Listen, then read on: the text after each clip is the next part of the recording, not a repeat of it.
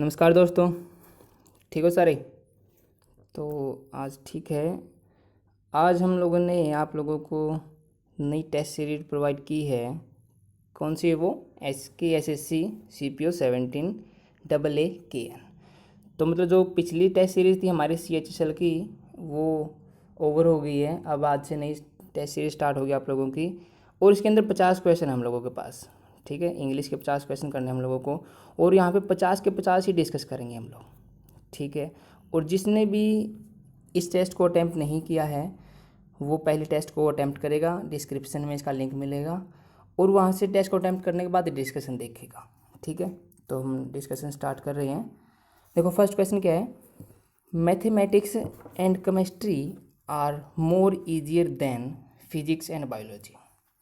मतलब अब जो मैथमेटिक्स होता है और जो केमिस्ट्री होती है वो बहुत इजी होती हैं, किससे? फिजिक्स से और बायोलॉजी से।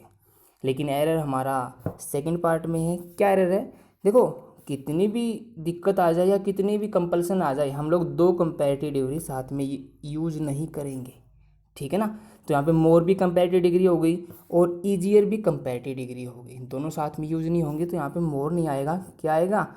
Chemistry, mathematics and chemistry are easier than physics and biology. कभी नहीं मिलेंगे आप लोगों को दो कंपैरेटिव डिग्री। अगर दो कंपैरेटिव डिग्री मिल जाती हैं तो वहाँ पे बिना कुछ देखे ही एरर लगा दो, कोई दिक्कत नहीं है। तो देखते हैं सेकंड क्वेश्चन को। Jaipur is further from Patna than Chandigarh. ठीक है, तो देखो जयपुर है ना, वो पटना से आगे है, किससे? चंडीगढ़ के अलावा, चंडीगढ़ के कंपैरिजन में पटना से आगे या पटना से दूर है। देखो फर्दर का मतलब होता है अगला। ठीक है ना?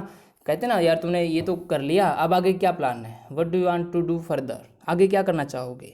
लेकिन फार्दर होता है हमारा डिस्टेंस के लिए। ठीक है ना? देखो इसके अंदर आया भी है फार हम लोग यूज करते हैं डिस्टेंस के लिए, और फर्दर होता है नेक्स्ट, कि आगे क्या करोगे आप लोग। तो नेक्स्ट नहीं बताना हम लोगों को, हमको बताना है डिस्टेंस। तो यहाँ पे फर्दर किस जगह क्या आएगा? फार्दर फ्रॉम पटना, कि जयपुर पटना से ज़्यादा दूर है किसके कंपैरिजन में? चंडीगढ़ के कंपैरिजन में। ठीक है, नेक्स्ट देख रहे हैं। Rahul was the richest of the to persons. ठीक है, कि दो पर्सन्स में राहुल है ना, वो सबसे अमीर है। ठीक है, अभी अमीर तो है, लेकिन बात दो की हो रही है, तो दो के बीच में हम लोग क्या है? सुपरलेटिव डिग्री यूज नहीं करेंगे, क्या करेंगे? कंपैरेटिव डिग्री, क्योंकि दो के बीच में हम लोग कंपैरिजन कर सकते हैं। लेकिन अगर ग्रुप के बीच में कंपैरिजन करना किसी एक बंदे का, तो वहाँ पे सुपरलेटिव आ गई, क्योंकि वो उनमें से सबसे अलग है, सबसे सुपर है। लेकिन यहाँ पे बंदे दो हैं, तो कंपैरेटिव डिग्री आएगी कहाँ पर? The richer of two. एक ही केस है हमारा ऐसा होता है जहाँ पर कंपैरेटिव डिग्री के बाद हम लोग ऑफ यूज करते हैं। ठीक है ना? The better of two, the easier of two, the richer of two, इस सेंस में। ठीक है ना? ये क्या होता है? फ्रेम ही होता है द, यहाँ पे कंपैरेटिव डिग्री और ऑफ, और प्लस में वो नाउन। ठीक है ना? The better of two, the better of, the richer of the two person, इस सेंस में। तो सेकंड पार्ट में एरर होगा। नेक्स्ट वाला देखते हैं। Ritika gave her friend no money nor she did help her in any way. कि रितिका ने अपने फ्रेंड को ना तो मनी ही दी और ना ही कोई हेल्प की किसी भी मामले में। ठीक है, लेकिन उल्लू के पट्टे ने एरर यहाँ पे कर दिया सेकंड में। क्या? देखो नोर हमारा क्या है? नेगेटिव है, और जब भी नेगेटिव नीदर या नोर सेंटेंस के बीच में आते हैं, अगर पेयर है तो ठीक है हमारा, नीदर और नोर का अगर पेयर है हमारा तो ठीक है, कि जिसके साथ नीदर यूज किया उसके साथ हम लोग एग्जैक्ट रूप में नोर यूज कर लेंगे, जैसे नीदर आई नोर सो, इस सेंस में। लेकिन अगर नीदर और नोर अकेला यूज होता है सेंटेंस के बीच में, तो वहाँ पे इन्वर्जन करेंगे हम लोग। ठीक है ना? इन्वर्जन क्या होता है? कि हेल्पिंग वर्ब का या वर्ब का सब्जेक्ट से पहले आना इन्वर्जन होता है। तो यहाँ पे आएगा क्या? यहाँ पे आएगा नोर डिड सी। ठीक है ना? एरर सेकंड पार्ट में था। तो नेक्स्ट करते हैं हम लोग। Low interest rates are tempting many customer to take on too much डेब्ट। ठीक है, अब देखो कहने का मतलब कि जो लो इंटरेस्ट होते हैं, ठीक है ना, मतलब कहीं पे ब्याज कम मिलता, मतलब कहते हैं ना, मान लो मैंने किसी से 10,000 रुपये लिए और वो कहता है यार तू 1% दे दो मेरे को, बस बहुत 1%, तो मेरे को फ़ायदा ही है ना, तो मेरे को क्योंकि लो इंटरेस्ट रेट मिला है। तो आर टेम्पटिंग, वो लुभा रहा है बहुत सारे कस्टमर को, to take on too much डेप्ट, की और ज़्यादा उधार लें वो। देखो ये एक फैक्ट की तरह है कि मान लो लो इंटरेस्ट होगा तो लेंगे ही लेंगे लोग। ठीक है ना माँ की, क्योंकि हम लोग आईएनजी जो हमारा प्रेजेंट कॉन्टिन्यूस होता है वो टेम्परेरी एक्शन के लिए यूज़ करते हैं हम लोग, ठीक है ना, क्योंकि टेम्परेरी नहीं है कि आज लो इंटरेस्ट है तो लोग ले लिया कल नहीं लेंगे, नहीं भाई, लो इंटरेस्ट जब भी होंगे ना लोग लेंगे ही लेंगे। तो हमारा कौन सा बनेगा, ये प्रेजेंट इंडेफिनिट में बनेगा, क्योंकि फैक्ट है ये चीज़, और फैक्ट के लिए हम लोग यूज क्या करते हैं, प्रेजेंट इंडेफिनिट। तो यहाँ पे क्या आएगा, लो इंटरेस्ट रेट टेम्प्ट, टेम्प्ट मतलब उनको क्या है, लुभाएगी चीज़, उनको क्या है, एंटाइस करेगी। एंटाइस एक इसका सिनोनिम होता है, एंटाइस भी वो होता है मंत्रमुग्ध करना, ठीक है ना। तो फर्स्ट पार्ट मेरा था। नेक्स्ट जो है उसमें हमें फिलर गिवन है, वो देखते हैं 6 to 10 है, उसमें हमें फिलर बताना है कौन सा अप्रोप्रिएट रहेगा। I bought a new TV last month but I dash my old TV yet, so at present I have 2 TVs। ये कह रहा है कि लास्ट मंथ मैंने क्या है, एक नया टीवी लिया है, ठीक है, लिया था, एक नया टीवी लिया था last month, but I dash my old TV yet, कि अब तक जो मैंने अपना जो ओल्ड जो टीवी था ना उसको डैश नहीं किया। So at present I have 2 TVs, तो इसीलिए मेरे पास अभी कितने क्या है, 2 टीवी है। अब देखो यहाँ से हमें पता चल गया कि उसने ना बेचा नहीं होगा, तभी तो उसके पास 2 है, एक तो पुराने वाला हो गया और एक उसने जो लास्ट मंथ लिया था। तो यहाँ पे देखो हैव सोल्ड, कि सोल्ड कर चुका है, अगर कर चुका होता तो उसके पास 2 कैसे होते, तो हमारा थर्ड ऑप्शन पहले ही कैंसिल हो जाता है ना।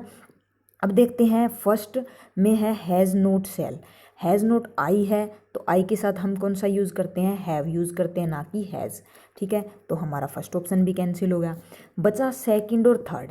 सेकंड में बोल रहा है हैव नोट सोल्ड, कि मैंने उन जो मेरा पुराना जो टीवी था उसको नहीं बेचा है, और फोर्थ में है बट आई एम सेलिंग, कि मैं उसको सेल कर रहा हूँ, नहीं। देखो जब येट यूज़ होता है, येट हो गया, सो फार, तो हम क्या है, परफेक्ट टेंस का यूज़ करते हैं, ठीक है। हमारे पास अगर सेंटेंस में येट सो फार आ जाता है तो हम परफेक्ट टेंस का यूज़ करते हैं, ना कि कॉन्टिन्यूस का। कॉन्टिन्यूस जो टेंस है वो हमें एक टेम्परेरी एक्शन को शो करता है, और यहाँ क्या कह रहा है कि मैंने अब तक उसको नहीं बेचा है, इसीलिए एट प्रेजेंट मेरे पास 2 टीवी है।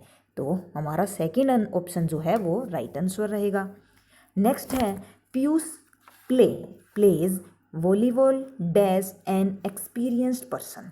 अब कह रहे हैं कि जो पीयूष जो है ना वो खेलता है volleyball dash an experienced person, की एक एक्सपीरियंस पर्सन की तरह। देखो हमारा ऑप्शन जो फर्स्ट है एज दो और एज इफ, ये दोनों क्या है, आपके सेम होते हैं, यूज़ किया जाता है जब हम कोई इमेजिनेशन की बात करते हैं जो रियल ना हो। जैसे as if I were a prime minister, she behaves as if she is my mother, है ना, सी वर माई मदर, कि वो ना ऐसे बिहेव करती है जैसे वो मेरी माँ हो, है नहीं, लेकिन बिहेव ऐसे करती है जैसे वो मेरी मदर हो। तो जब हम क्या है इमेजिनेशन की बात करते हैं तब यूज़ करते हैं एज दो और एज इफ, ठीक है।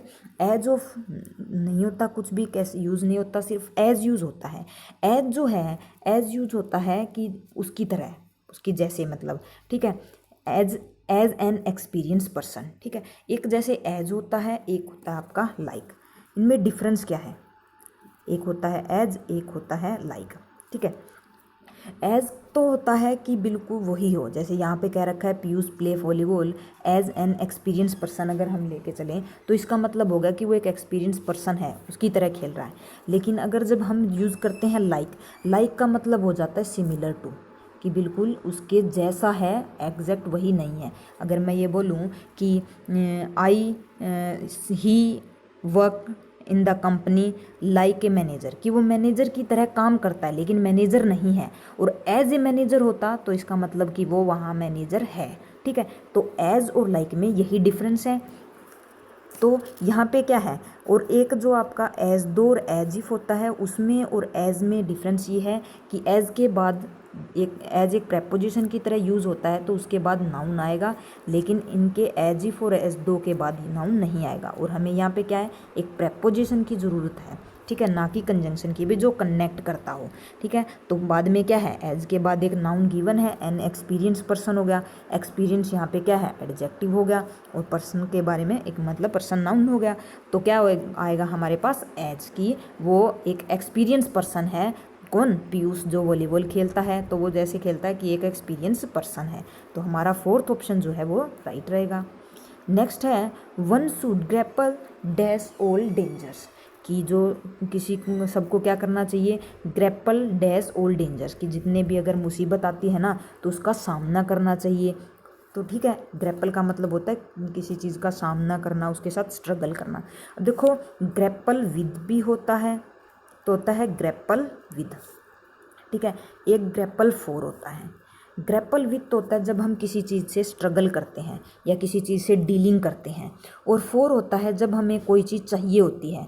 जैसे अगर हम जैसे मान लो गेम खेल रहे हैं, छोटे बच्चे गेम खेलते हैं, तो उन्होंने मान लो किसी एक ने अपनी एक बॉल ले ली, दूसरा बंदा उससे वो बॉल छीन रहा है, यानी क्या कर रहा है, उसे वो पाने की कोशिश कर। जब हमें कोई चीज़ चाहिए होती है तब हम यूज़ करते हैं ग्रैपल फोर। जैसे कि I am grappling for football, कि मैं ना स्ट्रगल कर रही हूँ कि मेरे को वो फुटबॉल जो है वो मिल जाए, ठीक है। जब हमें कोई चीज़ चाहिए होती है तो हम यूज़ करते हैं फोर, और जब हम किसी चीज़ से स्ट्रगल कर रहे होते हैं या डील कर रहे होते हैं तो हम विद का यूज़ करते हैं। तो ग्रैपल विद का मतलब हो जाता है डील विद। तो यह कह रहा है कि सब one should grapple with all the dangers, कि जो खतरे आते हैं ना उसके साथ उनको डील कर लेना चाहिए, उनसे स्ट्रगल करके बच के निकल जाना चाहिए। तो हमारा ऑप्शन क्या होगा, विद जो है सेकंड ऑप्शन वो हमारा राइट रहेगा। नेक्स्ट है scarcely had Ramesh gone there dash he met his father. कह रहे कि जो रमेश है वो मुश्किल से भी वहाँ पहुँचा होगा, गया होगा वहाँ पे, dash he met his father, और वहाँ पे क्या है, वो अपने पिताजी से मिला, ठीक है। अब देखो जो हमारा स्कार्सली है, एक बेयरली होता है, ठीक है, एक हार्डली होता है, ये क्या है, नेगेटिव एडवर्ब है, ठीक है। नो हो गया, नेवर हो गया, ठीक है, ये हमारे क्या है, नेगेटिव एडवर्ब होते हैं। और जब सेंटेंस हमारा नेगेटिव एडवर्ब से स्टार्ट होता है तो हमारा इन्वर्जन होता है। अब इन्वर्जन क्या होता है, इन्वर्जन होता है जब आपकी हेल्पिंग वर्ब जो है आपके सब्जेक्ट से पहले यूज़ हो जाती है, ठीक है। तो हमें यही गिवन है, देखो अब स्कार्सली एक नेगेटिव एडवर्ब है, सब्जेक्ट क्या है हमारा, रमेश है, और हेल्पिंग वर्ब क्या होगी, हैड होगी, तो वो सब्जेक्ट से पहले यूज़ हुई है, ठीक है। तो यहाँ पे ये इसकी फॉर्मेशन होता है, इन्वर्जन इसी को बोलते हैं, ठीक है। और अब हमारे यहाँ पे देखने वाला क्या है, हमें ऑप्शन देन गिवन है, THEN देन वाला है, वेन है, वो फोर है। देखो स्कार्सली, बेयरली और हार्डली, इनके साथ आपका जो पेयर होता है वो वेन का होता है, ठीक है। किसका होता है, वेन का। Scarcely when, barely when, hardly when, इनका पेयर होता है। और जो देन है वो यूज़ होता है आपका नो सूनर, रादर, इसके साथ यूज़ होता है आपका देन का पेयर। देन का पेयर कौन से वाला, THAN वाला, देन वाला, ठीक है। तो हमारा यहाँ पे गिवन क्या है हमें, स्कार्सली, तो ऑप्शन क्या आएगा, वैन, थर्ड जो ऑप्शन है वही राइट आंसर है। नेक्स्ट है mobile phones dash popular in India in the last 5 years.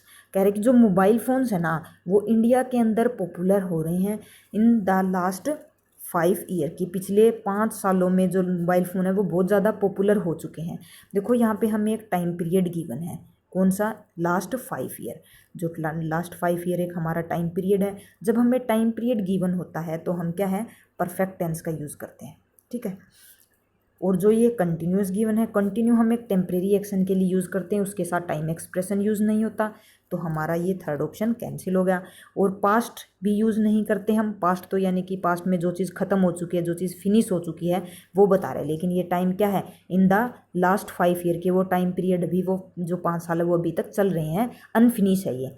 तो आर बिकम फोर्थ जो है वो भी नहीं होगा, मतलब कि आर बिकम कह रहा है, कोई सेंस नहीं बन रही इसकी, या तो पैसिव वॉइस में लेके चलते तो भी आर बिकम होता है ना, तो ये भी नहीं हो सकता। हमारा ऑप्शन क्या बचा, फर्स्ट हैव बिकम, कि जो 5 साल के अंदर जो मोबाइल फ़ोन है इंडिया में वो बहुत ज़्यादा पॉपुलर हो चुके हैं, तो हम क्या यूज़ करेंगे, परफेक्ट टेंस का यूज़ करेंगे।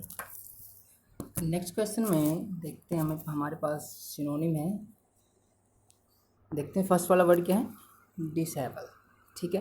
देखो डिसेबल वर्ड यूज़ करते हैं हम जनरली, जो हमारे हेयर होते हैं वो उन चीज़ों का अनटाइडी वे में होना, ठीक है ना, मतलब कोई भी ऐसा क्लस्टर या ऐसे कोई गुच्छा जो ऐसे ही बिल्कुल बिखरा पड़ा है उसको हम डिसेबल वे में कह सकते हैं, ठीक है। इसका हमें सिनोनिम बताना है।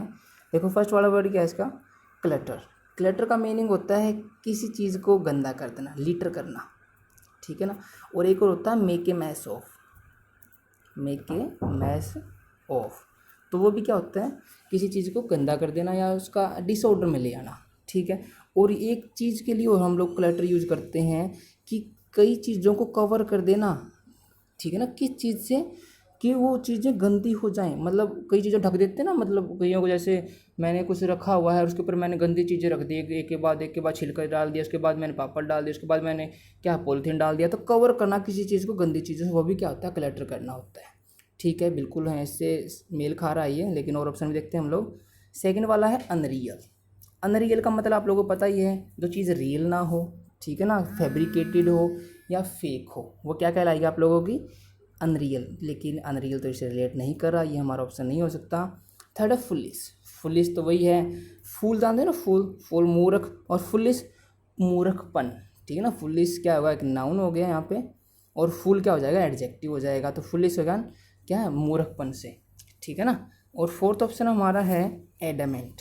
एडमेंट का मतलब आप लोग जानते हैं जिद्दी होना किसी चीज़ में, स्टबर्न होना, आप लोग जानते हो स्टबर्न को, तो बहुत बार मिले हो, स्टबर्न, ठीक है ना। और एक और होता है ऑब्स्टिनेट, ठीक है ना। ऑब्स्टिनेट भी वही होता है, जिद्दी होना अपने बात में, जो अपनी ही बात को क्या है दूसरों के सामने बड़ा दिखाए या दूसरी बात कोई ना माने, वो होता है एडमेंट, स्टबर्न, ठीक है। तो इसका फर्स्ट ऑप्शन राइट आंसर रहेगा, किसी चीज़ को गंदा कर देना या मेक ए मैस हो, उसका भी डिसऑर्डर में ले आना चीज़ को, तो डिसेबल भी वही होता है ना, ठीक है। सेकंड देखते हैं ट्रेटर। देखो ट्रेटर आप लोगों ने देखा हो वर्ड, ट्रेटर होता है मतलब धोखेबाज, ठीक है ना। लेकिन ये जनरली हम लोग ट्रेटर करते हैं कंट्रीज़ के लिए, मतलब कहते हैं ना देश को धोखा दे, देश का क्या है वो, दूसरे देश का जासूस था, अपने देश को धोखा दे गया, ठीक है ना। एक तो होता है देशभक्त और एक होता है देशद्रोह, तो देशद्रोह के लिए भी यूज़ करते हैं ट्रेटर, ठीक है ना, कंट्री के लिए यूज होती है चीज़। तो अगर मान लो मेरे को बताना कि वो बंदा कंट्री के लिए देशद्रोही है, तो क्या कहूँगा, ट्रेटर टू द कंट्री, ठीक है ना। Traitor to the place use होता है, ट्रेटर टू द किस चीज़ के लिए वो क्या है, देशद्रोही है, उस चीज़ के लिए ट्रेटर टू समथिंग यूज होता है, ठीक है ना, ट्रेटर टू समथिंग। और एक चीज़ इसके लिए हम लोग यूज करते हैं सिनोनिम, बैक स्टैबर, ठीक है ना। बैक स्टैबर का मतलब, बैक का मतलब पीछे, स्टैब का मतलब घोंपना, तो बैक जो छुरी घोंपे क्या पीठ के नीचे, वो होता है देशद्रोही। और एक होता है बिट्रेयर। बिट्रे होता है ना किसी चीज़ को धोखा देना या दूसरे को क्या है डिसीव करना, तो बिट्रेयर भी वही होता है, दूसरे को धोखा देने वाला। डबल डीलर, क्विसलिंग, ये हमारे क्या है, इसके सिनोनिम है। क्विसलिंग की स्पेलिंग बता देता हूँ आप लोगों को मैं, QUSISLING। तो क्विसलिंग भी वही होता है जो क्विट करता है, जो मतलब क्या है अपना काम छोड़ देता है, दूसरे का काम करता है, तो वो होता है ट्रेटर। इसका हमें सिनोनिम बताना है। देखो फर्स्ट वाला वर्ड है सूथर। सूथ एक वर्ड होता है सूथ, जिसका काम क्या होता है दूसरे को पैसिफाई करना, ठीक है ना, पैसिफाई करते हैं हम लोग। और सूत्र होगा पैसिफाई करने वाला, शांत करने वाला, दुख को शांत करे, किसी के क्या है पेन को शांत करे, वो सूत्र कहलाता है, ठीक है। लेकिन ये तो इसका सिनोनिम नहीं है। सेकेंड है टर्बिड। टर्बिड का मतलब होता है चीज़ें क्या, तो मतलब गंदे वे से होना। एक तो टर्गिड होता है हम वाटर के लिए यूज़ करते हैं, एक टर्बिड होता है हमारा चीज़ों को जब मैसी वे में होता है हमारा, ठीक है ना। तो मैसी वे में किसी चीज़ का होना वो क्या होता है, टर्बिड होना होता है, मतलब गंदी चीज़ क्या होता है, बैड चीज़ों के लिए यूज होती है ये वर्ड, तो टर्बिड होता है वो। ये हमारा आंसर नहीं है। सी है एपिक्योर। एपिक्योर का मतलब भी वही होता है, आप लोग जानते हो, कई होता है हम लोग खाने के होते हैं, बिल्कुल लालची होते हैं, खाना मिल जाए कहीं से भी, तो क्या होता है एपिक्योर होते हैं। इसका सिनोनिम होता है ना गोरमेट, आप लोगों ने सुना होगा, गोरमेट, ग्लटन। और एक और फूडी होता है, शायद आप लोगों ने सुना हो, फूडी हम जनरली इनफॉर्मल वे में यूज करते हैं चीज़ को, तो फूडी, गोरमेट, ग्लटन इसके सिनोनिम है। लेकिन यार ट्रेटर से तो रिलेट नहीं कर रही ना चीज़ें हैं, तो एपिक्योर भी नहीं होगा, टर्बिड भी नहीं होगा, सूथर भी नहीं होगा। तो ऑप्शन ही क्या बचा हमारे पास, डिसीवर। डिसीवर मतलब धोखा देने वाला, बिल्कुल इससे क्या है सिनोनिम है इसका ये, तो आंसर क्या रहेगा, फोर्थ आंसर रहेगा हमारा। 13th वर्ड है ऑब्सिक्योर। ऑब्सिक्योर का मतलब होता है किसी चीज़ को बिल्कुल क्या है धुंधला कर देना, चीज़ को, वो चीज़ साफ ना नजर आए, चीज़ को वेग कर देना। वेग जानते हो ना, वेग मतलब बिल्कुल साफ ना चीज़ रहे वो, नोट एपेरेंट, ठीक है ना, नोट लूसिड, तो वो हो गई हमारी ऑब्सिक्योर। इसका बताना हम लोगों को सिनोनिम। फर्स्ट वाला कन्फ्यूजिंग। देखो कन्फ्यूजिंग का मतलब वही है चीज़ों का समझ में ना आना, कन्फ्यूज रहते हैं चीज़ों में, तो क्या वो चीज़ कन्फ्यूज है, ठीक है। सेकंड है अपीज। देखो अपीज सूत्र वर्ड है ना, ये कोने पे ध्यान से, अपीज और क्या है सूथ दोनों सिनोनिम अपने आप में, ठीक है ना, मतलब दूसरे को क्या शांत करना होता है, अपीज का भी और सूथ का भी, तो अपीज उस सेंस में होगा। सर्वाइल। सर्वाइल होता है मतलब हम लोग सेवक रखते हैं ना, सेवक, मतलब किसी की सेवा करने के लिए, तो सर्वाइल मैनर में ही चीज़ें होती है।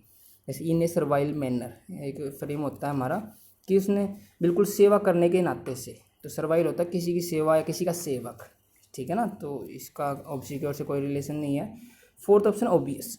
ओबियस बिल्कुल देखो कन्फ्यूजिंग का बिल्कुल क्या है, एंटोनिम है, ठीक है ना। ओबियसली होता है ना, अरे यार पार्टी में चलो, ओबियसली यार जाऊंगा, क्यों नहीं जाऊंगा, मेरे को भी तो मज़े करने हैं। तो ओबियसली मतलब बिल्कुल यार जाऊंगा, बिल्कुल अपेरेंट चीज़ है, ये साफ है, बिल्कुल क्लियर, ठीक है ना। बिल्कुल क्लियर और अपेरेंट, इन चीज़ों के लिए ओबियस यूज करते हैं, बिल्कुल साफ तौर पे, ठीक है ना। साफ तौर पे इसका मीनिंग हो सकता है। तो यहाँ पे आंसर क्या रहेगा, first option is the right answer. देखो नेक्स्ट वाले में पैथोस। पैथोस होता है हमारा, देखो दो मीनिंग होते हैं इसके। एक तो होता है किसी की दया होना, पिटी, ठीक है, और एक होता है पेन होना। पेन कब, ये सॉरी स्पेलिंग गलत की थी मैंने, पेन ही ऐसे आएगा। पैथोज जब पेन का मीनिंग देगा तो ये किसी के साथ जुड़ के बनेगा, जैसे साइकोपैथ। साइकोपैथ मतलब इसको दिमाग की बीमारी हो, ठीक है ना। पैथोलॉजी होता है स्टडी ऑफ पेन होता है, तो पैथ उस सेंस में पेन यूज होगा। अदरवाइज करुणा, पिटी, दया इस सेंस में भी यूज कर देते हैं इसका। तो देखते हैं इसका सिनोनिम। फर्स्ट वाला वर्ड है हेजिटेंट। हेजिटेंट वही होता है ना जो काम को करने में, कोई एक्ट करने में क्या हो, स्लो हो, या वो डिसीजन ना ले पाए, हेजिटेशन करता हो, ठीक है ना, वो क्या होता है, हेजिटेंट होता है। तो हमारा सिनोनिम नहीं है फर्स्ट वाला। सेकंड वाला वर्ड है रिब्यूक। रिब्यूक भी किसी को डांटना, धमकाना, रेप्रीमांड करना, वो भी क्या होता है, रिब्यूक करना होता है। और रिप्रोच भी एक वर्ड होता है, रिप्रोच, ठीक है ना। रिप्रोच भी वही क्या है, किसी को धमकाना या डराना, ठीक है ना। स्कोल्ड, ये सारे एक आपस में क्या है, सिनोनिम है। तो रिब्यूक हमारा आंसर नहीं है। सोरो, सोरो भी वही होता है, दुख होना, क्या होना, सैडनेस होना। तो करुणा और पीटी से थोड़ा क्या है, पेन से रिलेट कर दीजिए जी, लेकिन एग्जैक्ट सिनोनिम तो नहीं कह सकते हम लोग। देखते हैं क्लमजी। देखो क्लमजी का मीनिंग तो आप लोगों ने देखा ही होगा। क्लमजी मतलब बिल्कुल बेढंगे से, बेतुके वे में किसी चीज़ को करना, जैसे इट इज़ डन क्लमजली। क्लमजली मतलब बिल्कुल बेढंगे काम से किया गया, ये बिल्कुल बेढंगे ढंग से, कोई कोई तरीका ही नहीं करने का यार, ठीक है ना। तो होता क्लमजी, बिल्कुल बेढंगे से, कोई ऑर्डर ही नहीं, डिसऑर्डर में होना चीज़ों का, वो भी क्या हो जाएगा, क्लमजी वे से हो जाएगा, ठीक है ना। तो डिसऑर्डर ये हमारा आंसर नहीं है। तो ऑप्शन ही एक बचता है सोरो। एग्जैक्ट सिनोनिम नहीं है, लेकिन हम लोगों को क्या है, इसका आंसर तो मिल रहा है ना इसके अंदर थोड़ा बहुत। सिनोनिम वर्ड क्या होता है, जो सेम सी सेंस दे, वो सिनोनिम होता है। तो सेम सी सेंस ही दे रही हैं, तो थर्ड ऑप्शन राइट आंसर रहेगा। 15 है परड्यूरेबल। देखो परड्यूरेबल वो चीज़ होती है जो ड्यूरेबल कर पाए। पर का मतलब थ्रू किसी चीज़ में, ठीक है ना, किसी चीज़ से वो क्या ड्यूरेबल कराए, मतलब लॉन्ग लास्टिंग चीज़ों के लिए यूज़ करते हैं, जो चीज़ें चलती रहें, ठीक है ना। जैसे हमारे इंडिया में क्या होता है कि जैसे ब्रश यूज़ होता है हमारा, ब्रश दांतों वाला टूथब्रश, वो सबसे पहले टूथब्रश होता है, बाद में किसी और काम में यूज होता है, बाद में किसी और में। तो वो चीज़ क्या है, पर ड्यूरेबल है यार, वो ख़त्म नहीं होगी, उसका यूज़ चलता ही रहेगा, चाहे किसी काम में यूज़ हो, ठीक है ना। तो वो होती है पर ड्यूरेबल। शायद ये इंडिया से लिया गया वर्ड ये, तो देखते हैं इसको। तो फर्स्ट वाला वर्ड हमारा इरेगुलर। इरेगुलर तो चीज़ ना रेगुलर हो, रेगुलर ना हो, ठीक है ना, जिसमें मतलब क्या है, अल्टरनेट ना हो, वो होती है इरेगुलर, ठीक है ना। मतलब इरेगुलर वे से किसी चीज़ का होना मतलब सही ढंग से ना होना, वो होता है इरेगुलर। सेकेंड है लॉन्ग लास्टिंग। अरे यार इसने तो सामने ही दे दिया लॉन्ग लास्टिंग, ठीक है, लॉन्ग लास्टिंग को देखते हैं बाद में, इसको देखते हैं। सी थर्ड ऑप्शन है फिटफुल। फिटफुल का मतलब होता है, देखो फुल फिट मतलब बिल्कुल एनर्जेटिक है, एनर्जेटिक मतलब चंचल होना ना, होता है ना किसी चीज़ का, वो होता है फिटफुल होना। तो कई चीज़ों को बिल्कुल ऐसे ही करते रहना, रुक रुक के करना, वो होता है फिटफुल। वैसे तो फिटफुल होता है, फिटफुल ही होता है ना वर्ड, मतलब मैंने काम तो किया लेकिन फिटफुली किया, कभी खेलने लग गया, फिर किया, फिर खेलने लग गया, वो तो फिटफुली काम करना होता है। तो इसका स्पेसमोडिक एक होता है सिनोनिम, स्पेसमोडिक, ठीक है ना। मतलब पास करके मोदी को क्या है, मोदी से बात की, मैंने कभी पास कर लिया, मोदी से बात की, पास कर लिया, मोदी, मतलब काम एक लगातार ना करना, वो क्या होता है, स्पेसमोडिक और फिटफुल, ठीक है। तो ये हमारा ऑप्शन नहीं है। फोर्थ है अबांडन। अबांडन तो आप लोग जानते ही हो, किसी चीज़ को छोड़ना होता है, ठीक है ना। अबांडन हम लोग क्या है, किसी चीज़ को, जैसे होता है ना, एक इडियम होता है, live high and dry, live high and dry. इसका मतलब भी क्या होता है, किसी चीज़ को संकट में छोड़ना, अपने आप को बचाने के लिए होता है अबांडन करना है। डेजर्ट करना भी होता है, क्या होता है, किसी को छोड़ना होता है, वो भी होगा हमारा सिनोनिम। तो अबांडन हमारा आंसर नहीं है, आंसर क्या बनेगा, लॉन्ग लास्टिंग आंसर रहेगा हमारा। नेक्स्ट जो है, नेक्स्ट में हमें अपोजिट बताना है, यानी कि एंटोनिम बताना है हमें। हमारे पास गिवन है फर्स्ट वर्ड बाउंटीफुल। बाउंटीफुल का मतलब होता है कोई चीज़ बहुत ज़्यादा हो, यानी कि जितनी हमें ज़रूरत है उतनी फुल हो। हम कह सकते हैं प्लेंटीफुल हो, है ना, यानी कि जितनी हमें चाहिए उतना पर्याप्त है। एक वर्ड होता है इसके लिए एम्पल। एम्पल भी होता है कि जितना चाहिए उतना हो, यानी कि प्रचुर, हिंदी वर्ड हो सकता है इसका प्रचुर, की प्रचुर मात्रा में है। ठीक है, हमें इसका एंटोनिम बताना है। फर्स्ट ऑप्शन है जेनरस।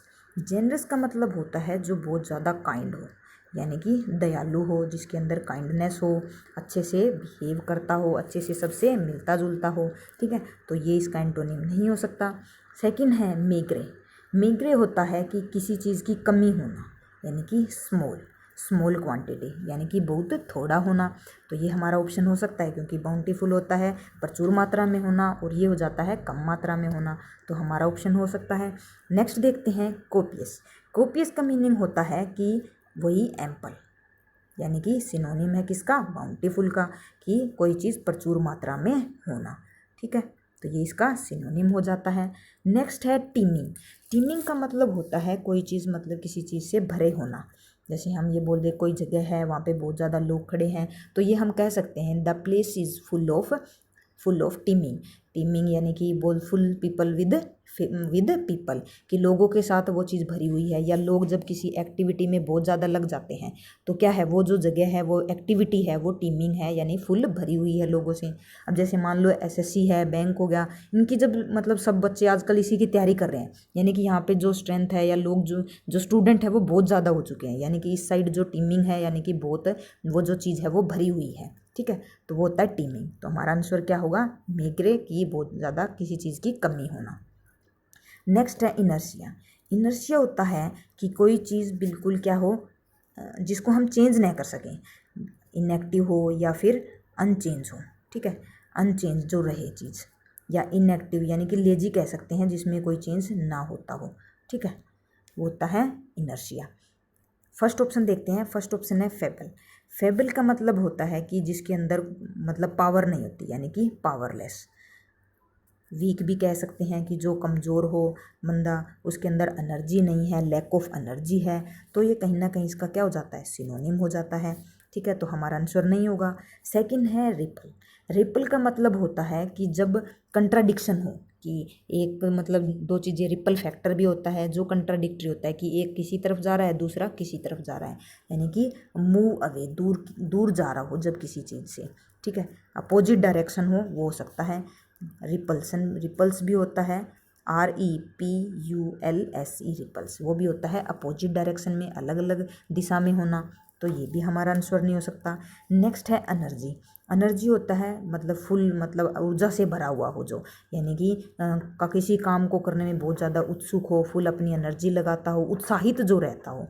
ठीक है, तो ये हमारा आंसर हो सकता है। फोर्थ देख लेते हैं। फोर्थ है पीस। पीस का मतलब होता है कोई बिल्कुल जो शांत हो। ठीक है, कोई शोर शराबा ना हो, बिल्कुल जो शांति से रहता हो, तो ये हमारा आंसर नहीं होगा। हमारा आंसर कौन सा बनेगा, थर्ड, एनर्जी, की जो ऊर्जावान हो। नेक्स्ट है न्यूसेंस। न्यूसेंस का मतलब होता है कि किसी को कोई मतलब ऐसा काम करना किसी के साथ, उसके लिए जो ट्रबल हो जाए, यानी कि समस्या हो जाए उसके लिए। ठीक है, ये कह सकते हैं एनोए हो जाता है इसका एक सिनोनिम, कि किसी को चिढ़ाना, कि बार बार एक ही बात बोल बोल कर, या कुछ ऐसी एक्टिविटी करना उसके साथ कि वो क्या हो जाए, परेशान हो जाए, है ना, कि ये बोलते रहना, ओए ये पेन दे दे, वो ना दे, कहते मेरे पास नहीं है, फिर भी हम पूछते रहते हैं, अरे पेन दे दे ना, एक दे दे, आधा दे दे, ये दे दे, वो दे दे, है ना, तो वो क्या हो जाता है, बहुत ज़्यादा मतलब चिड़चिड़ा हो जाता है। या फिर कुछ ऐसा कि उसके लिए समस्या क्रिएट हो जाना, जैसे क्या होता है क्लास में, क्या है, हम मान लो दो फ्रेंड बात कर रहे हैं, ठीक है, बात करते रहो और एक बंदा चुप हो जाए, और टीचर किसको देख ले, दूसरे को देख ले, यानी कि मतलब बात वो कर रहा था और पकड़ लिया दूसरे को, यानी उसके लिए समस्या होगी, है ना, तो ट्रबल होगी, तो वो होता है न्यूसेंस। फर्स्ट ऑप्शन है डिस्पर्स। डिस्पर्स का मतलब होता है किसी चीज़ का फैलाव होना, फैल जाना। ठीक है, होता है स्कैटर। स्कैटर भी होता है क्या हो जाना, फैल जाना, स्प्रेड, की अच्छी तरह से, जैसे डिस्पर्स रेज होती है, जैसे सूर्य की जो किरण है वो डिस्पर्स हो रही है ऑन द अर्थ, यानी कि पूरी जो धरती है उसके ऊपर फैल रही है। ठीक है, तो ये हमारा ऑप्शन नहीं होगा। नेक्स्ट है कन्फर्म। कन्फ्रंट का मतलब होता है किसी से सामना करना, कि आपने मतलब जैसे युद्ध होता है तो क्या है, उन दुश्मन से कन्फ्रंट कर रहे हैं यानी उनसे सामना कर रहे हैं, ठीक है, तो ये ऑप्शन भी नहीं होगा। थर्ड है बोल्ड। बोल्ड का मतलब होता है जब आप मतलब वो हो चुके हो, बिल्कुल आपके अंदर करेज है किसी चीज़ को करने के लिए, हम कह सकते हैं करेजियस, COURGEAGEOUS, करेजियस, यानी कि फुल करेज से भरा हुआ है, बिल्कुल उत्साहित है वो, ठीक है, किसी भी काम को करने के लिए। बोल्डनेस यानी कि उसमें इतनी जो पावर है, इतनी मतलब शक्ति आ चुकी है कि अपने आप को उत्सुक महसूस करता है या किसी चीज़ के बारे में सोचता है, वो होता है बोल्ड, ठीक है, तो ये भी हमारा आंसर नहीं होगा। फोर्थ है प्लेजर। प्लेजर होता है किसी चीज़ की से खुशी मिलना, हैप्पीनेस होना, ठीक है, और न्यूसेंस होता है किसी को दुख देना, और यहाँ पे क्या बता रहा है, किसी को खुशी देना, तो वो क्या हो गया, हमारा एंटोनिम हो गया। तो फोर्थ ऑप्शन हमारा क्या है, राइट आंसर है। नेक्स्ट जो है वो है रिनेसेंस। रिनेसेंस का मतलब होता है कि किसी चीज़ की कोई ग्रोथ होना, कि कोई चीज़ नई निकल के आई है, जो उसकी क्या हो रही है, ग्रोथ हो रही है, ठीक है, या फिर कोई नया, हम जब इंटरेस्ट पैदा करते हैं किसी चीज़ के लिए, ठीक है, वो होता है रिनेसेंस। कि हमें मान लो अभी किसी ने बता दिया कि मतलब ये गेम बढ़िया है, तो हम क्या करते हैं, उससे खेलना स्टार्ट करते हैं और हमारा इंटरेस्ट क्रिएट हो जाता है, या फिर हम किसी चीज़ की ग्रोथ बढ़ाते हैं कि वो क्या चीज़ बढ़ती रहे, वो होता है रिनेसेंस। फर्स्ट है डेकेडेंस। डेकेडेंस का मतलब होता है कि डिक्लाइन होना, ठीक है, डिक्लाइन कैसे, यानी कि हम कह सकते हैं किसी चीज़ का पतन होना, कि जब मान लो जैसे राजा महाराजाओं की जो कार्यकाल थे, उनका जो साम्राज्य था, उनके लिए कह सकते हैं कि उनका पतन हो गया, या फिर जैसे हमारे जो क्या है कि जो अंग्रेज़ हमारे ऊपर राज करते थे, उनके लिए कह सकते हैं कि उनका जो धीरे धीरे जब जैसे जैसे मतलब स्वतंत्रता जो सेनानी आए और उनकी जो साम्राज्य था उनका पतन हो गया, यानी कि डिक्लाइन होगी उनकी, ठीक है, तो ये बढ़ रहा है, ये घट रहा है, तो ऑप्शन हो सकता है हमारा ये डिक्लाइन हो रहा है। नेक्स्ट देख लेते हैं। नेक्स्ट है पेस्टिलेंस। पेस्टिलेंस का मतलब होता है कि कोई चीज़ बहुत ज़्यादा क्या हो, घातक हो, मतलब ये कह सकते हैं कोई ऐसी बीमारी, एपेडेमिक कह सकते हैं इसको, EPIDEMIC, एपेडेमिक, यानी कि ऐसी डिजीज़ मतलब जो बहुत ज़्यादा फैली हुई, बहुत ज़्यादा घातक हो, यानी कि हर जगह पर जो फैली हुई हो, वाइड स्प्रेड जो हो, होता है पेस्टिलेंस, तो ये नहीं हो सकता हमारा ऑप्शन। थर्ड ऑप्शन है प्री हिस्ट्री। प्री हो जाता है पहले, हिस्ट्री हो गया जो हमारा क्या है, हिस्ट्री जो है यानी कि जो हमारा जो इतिहास है वो, ठीक है, तो प्री हिस्ट्री क्या हो गया, इतिहास से पहले, यानी कि हिस्ट्री से पहले की जो कोई बात कर रहे हैं उसके बारे में बताया जा रहा है, तो ये ऑप्शन भी नहीं होगा।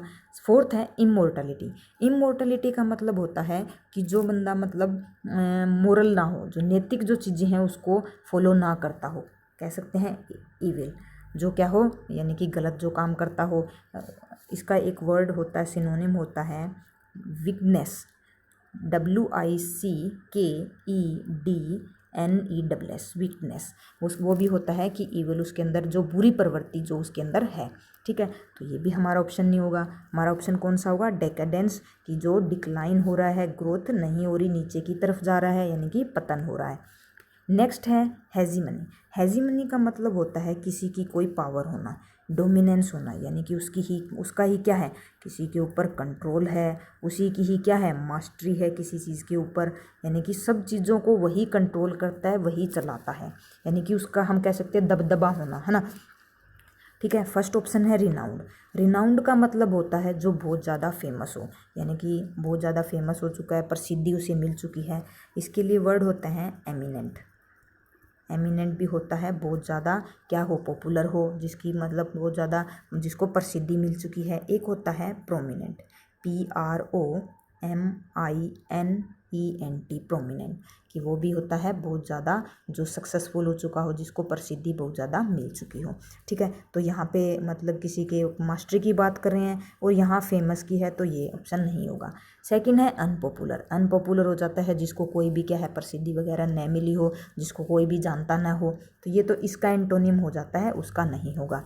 फोर्थ है नोटोरियस। नोटोरियस भी होता है फेमस, कि जो बंदा क्या हो, फेमस हो, लेकिन ये कैसा फेमस होता है किसी बुरे काम के लिए, यानी कि बैड वर्क के लिए जब कोई बंदा फेमस होता है तो वो होता है नोटोरियस। ठीक है, रिनाउंड और नोटोरियस में ये डिफरेंस है। रिनाउंड होता है जब कोई हम अच्छा काम करके फेमस होते हैं, और नोटोरियस होता है जब कोई बंदा गलत काम से फेमस हो जाता है। कि यानी कि मान लो कोई चोर है, वो चोरी करता है और किसी मतलब सबको पता चल जाए भाई ये बंदा चोर है, यानी फेमस तो हो चुका है कि ये बंदा चोर है, लेकिन गलत काम के लिए हुआ है कि वो चोरी करता है जो चीज़ जो गलत होती है, तो ये भी हमारा ऑप्शन नहीं होगा। नेक्स्ट है सबॉर्डिनेशन। सबॉर्डिनेशन का मतलब होता है कि किसी को किसी की पावर को कम करना या हमारे नीचे होना, जो क्या है सब है, यानी कि वो कैटेगरी में आ चुका है, यानी कि उसकी पावर जो है वो क्या है कम है, उसकी जो इम्पोर्टेंस है वो क्या है कम है। ठीक है, तो ये हमारा ऑप्शन हो सकता, यही हमारा आंसर होगा। क्योंकि हेजीमनी होता है किसी की खुद की मास्टरी होना, खुद का किसी और के ऊपर कंट्रोल होना, और ये हो जाता है किसी की अंडर होना। किसी के अंडर जब हम कोई काम करते हैं, हमारी जब पावर कम हो जाती है, हमारी इम्पोर्टेंस कम हो जाती है, उसके लिए हम यूज़ करते हैं सबऑर्डिनेशन, और यही हमारा राइट आंसर है। नेक्स्ट क्वेश्चन में हमें बताना है एडियम। देखो फर्स्ट क्या है, इनवोक। देखो वोक का मतलब अगर आप लोगों को पता है तो आराम से कर पाओगे। वोक का मतलब होता है ऐसी चीज़ जिसको लोग पसंद कर रहे हो। ठीक है, अभी अभी हमारे हिंदू के आर्टिकल में वोग नेशन वर्ड यूज होता है हमारा एक, वोग नेशन। वोग नेशन हम लोग कहते हैं रसिया को। क्यों कहते हैं उसको, अभी अभी कोई भी बात चल रही होती है तो रसिया का नाम बीच में आता ही आता है। मान लो अगर हम लोग अमेरिका की इलेक्शन की बात करते हैं तो उसके अंदर रशिया का हाथ है कि उसने अपने उसको पर्सनल डाटा को हैक करके कुछ ना कुछ हेल्प की है। अगर किसी की हम लोग बीच में एग्रीमेंट की बात करते हैं तो वहाँ पे भी रसिया की बात आ रही है। हम लोग जैसे ये ओलंपिक की बात कर रहे थे, उसके अंदर रसिया ने डोपिंग की। तो क्या है, ऐसे नेशंस जो क्या गलत काम कर रहे हैं वो वोग नेशन कहलाते हैं, और जो चर्चा में है वो कहलाती हैं चीज़ें वोग। ठीक है, तो इन वोग जो चीज़ें चर्चा में हैं, ठीक है, उसका हमें बताना वर्ड डेंजर। डेंजर में होंगी क्या चीज़ें वो, नहीं यार। बोस्टफुल, बोस्टफुल होता तो डींगे हाँकता है। ठीक है ना, जब बोस्ट का मतलब भी होता है डींगे हाँकना, और बोस्टफुल डींगों से भरा हुआ, कुछ भी कहला लो उससे कह देगा वो। ठीक है ना, बोस्टफुल सेंस में। एम्बिशियस, देखो पीछे क्या लगा इसके, OUS। OUS का मतलब होता है फुल ऑफ। ठीक है ना, अब किससे फुल है वो, एम्बिशन से। एम्बिशन से मतलब क्या है, अब इतनी एम्बिशन है मतलब कुछ भी करने को तैयार हो जाता है लड़का। ठीक है ना, मतलब उसके अंदर गोल ही गोल है, कुछ हासिल करने की क्या है तमन्ना उसके अंदर, तो एम्बिशियस मानेंगे उसको। फोर्थ ऑप्शन है पॉपुलर। पॉपुलर का मतलब भी होता है जिसको चीज़ों को पीपल ज़्यादा चीज़ को क्या कर चर्चा कर रहे हो या उसको देख रहे हो। तो बिल्कुल है, एग्जैक्ट बता रहा है, तो आंसर ही क्या रहेगा, पॉपुलर होगा इसका आंसर। नेक्स्ट वाले में इनफिक्स। इनफिक्स का देखो, फिक्स का मतलब होता है जो चीज़ क्या हो, कांस्टेंट हो, चेंज ना हो, वो क्या होती है, चीज़ें फिक्स में। अब हम किसी चीज़ में फंस जाएं जो चीज़ें फिक्स हैं, मान लो मैं कमरे में फंस जाऊं और कमरा चारों तरफ से बंद है, वो फिक्स ही है, वो मतलब हिलेगा नहीं डुलेगा नहीं, तो मैं क्या हूँ, ऐसी बोरिंग चीज़ में हूँ या ऐसी डिफ़िकल्ट चीज़ में हूँ ना, क्योंकि मैं बदल नहीं सकता, चीज़ क्या है, फिक्स है वो। तो देखते हैं इसके लिए विचिंग। विचिंग का मतलब, विच सुना हो आप लोगों ने, चुड़ैल, तो विचिंग मतलब चुड़ैलपन, मतलब चुड़ैलीपन करना नहीं यार, किसी को डिसीव करना होता है विचिंग करना। ठीक है, तो डिसीव नहीं कर रहे हम लोग। मेक इमेजिनरी स्कीम, मतलब स्कीम्स बनानी, कौन सी, इमेजिनरी, कि मैं इन्हें फिक्स में तो फंस गया हूँ लेकिन अब मना रहे यार मैं यहाँ से निकल गया हूँ, क्या मैं गाड़ी में बैठा हूँ चल रहा हूँ, तो इमेजिनरी स्कीम बनाना नहीं यार, नहीं, वो इसके बाद का काम है। मतलब किसी चीज़ में फंसने के बाद हम लोग पीछे के बारे में सोचते हैं, आगे के बारे में सोचते हैं, अगर मैं यहाँ से निकल जाऊँ, तो यह आंसर नहीं इसका। सी ऑप्शन, थर्ड ऑप्शन है इन पजलिंग स्टेट। देखो आप लोग एक चीज़ चेक किया करो, in fix as it is एक फ्रेज है, अगर यूज़ कहीं पे होगा ना तो एज इट इज़ यूज होगा, फिक्स के बाद ए आएगा ही आएगा, ना कि इन फिक्स हो जाएगा, इन ए फिक्स ही होगा। और देखो किसी स्टेट की बात करते हैं तो लोग उससे पहले जनरली इन ही लगाते हैं, इन पजलिंग स्टेट, इन कन्फ्यूजिंग स्टेट, तो ऐसी चीज़ें नोट कर लिया करो आप। इन्हीं से हम लोग क्या है, फ्रेज बनते हैं, इन्हीं से हम लोग कोलोकेशन बनती हैं, और ये हमारी चीज़ें फिलर में और क्लोज टेक्स्ट में काम आती हैं। ठीक है ना, तो इन पजलिंग स्टेट का हमारा क्या है, एग्जैक्ट सिनोनिम है टॉक इररिलेवेंटली। इररिलेवेंटली मतलब चीज़ें ऐसी टॉक करना जो इररिलेवेंट है, मतलब क्या है, उस चीज़ से मेल ही नहीं खा रही, बिल्कुल बकवास करना, कहने का मतलब इसका बकवास नहीं कर रहे हैं, कन्फ्यूजिंग स्टेट में है, पजलिंग स्टेट में। ठीक है, नेक्स्ट देखते हैं to hammer out. Hammer out का मतलब होता है, हैमर होता है ना हमारा हथौड़ा, आउट मतलब कहते हैं ना किसी बेंच पर हैमर आउट करना, मतलब क्या है, एग्रीमेंट करना। ठीक है ना, एग्रीमेंट कैसे होना, इतनी ज़्यादा आर्गूमेंट हुई इसके, इतनी ज़्यादा डिबेट हुई, तब जाके क्या है एक डिसीजन में पहुँचे, तो डिसीजन को क्या कहेंगे हम, उस डिसीजन को हम लोगों ने हैमर आउट किया है, एक फ्रेजल वर्ब है हैमर आउट। ठीक है, इसको देखते हैं मीनिंग। To raise alarm. देखो अब अलार्म को क्या करते हैं हम लोग, रेज करते हैं, मतलब वार्निंग देना होता है रेज अलार्म का मतलब। तो कभी भी अगर मान लो अलार्म के साथ रेज यूज हो सकता है, अगर आप लोगों को ये चीज़ क्लोज टेस्ट में मिले तो रेज अलार्म का मतलब होगा किसी को वार्न करना। तो रेज यूज के साथ अलार्म के साथ यूज होती है चीज़, ये चीज़ नोट करनी है आप लोगों को, ठीक है। टू प्लान ही तो बना रहे हैं ना हम लोग, एग्रीमेंट किया है तो ये रिलेट कर रहा है थोड़ा चीज़। सी टू टेक पार्ट, किसी में पार्टिसिपेट करना, पार्टिसिपेशन की बात है क्या, नहीं यार पार्टिसिपेशन की बात नहीं है, रे अलार्म वार्निंग की बात भी नहीं है। टू बी टायर्ड ऑफ क्या है, किसी चीज़ें थक जाना, ये भी बात नहीं है। तो आंसर क्या होगा, प्लान करना किसी चीज़ को, ठीक है ना। नेक्स्ट देखते हैं ए मेयर नेस्ट, ठीक है। ए मेयर नेस्ट का मतलब देखो, मेयर का मतलब होता है घोड़ी, घोड़ी का क्या है, छत्ता, घोड़ी का घोंसला, कहने का मतलब ये चीज़ हो सकती है क्या, घोड़ी का घोंसला हो, घोड़ी मतलब घोंसले में रह रही है, ऊपर चढ़ गई फटाफट और उसके अंदर जाके सो गई और फिर नीचे उतर आई, अरे नहीं यार। ए फॉल्स प्रेज, ए र्यूमर, वो देखते हैं ऑप्शन दूसरी साइड है। A difficult situation, a constant source of annoyance. एक कांस्टेंट सोर्स ऑफ एनोयंस का मतलब होगा ऐसा सोर्स कांस्टेंट जो बिल्कुल होगा ही होगा एनोयंस का, ऐसा सोर्स होगा क्या मेयर नेस्ट, नहीं यार नहीं होगा। A difficult situation, difficult situation में होना, हम लोगों ने किया था इन फिक्स किया था अभी, ठीक है ना, वो भी क्या था डिफिकल्ट सिचुएशन में होना, ठीक है।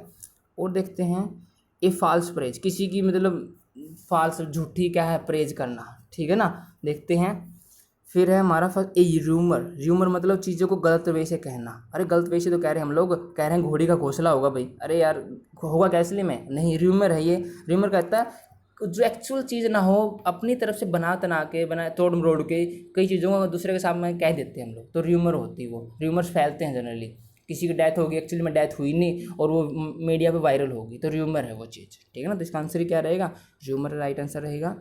नेक्स्ट वाले में स्टैंड फॉर, स्टैंड फॉर का मतलब आप लोग देखा होगा, जैसे the I am standing for this, मैं इसके लिए स्टैंड फॉर कर रहा हूँ, मतलब मैं इसके सपोर्ट में हूँ। तो स्टैंड फॉर का एक तो मीनिंग होता है किसी के सपोर्ट में होना, ठीक है।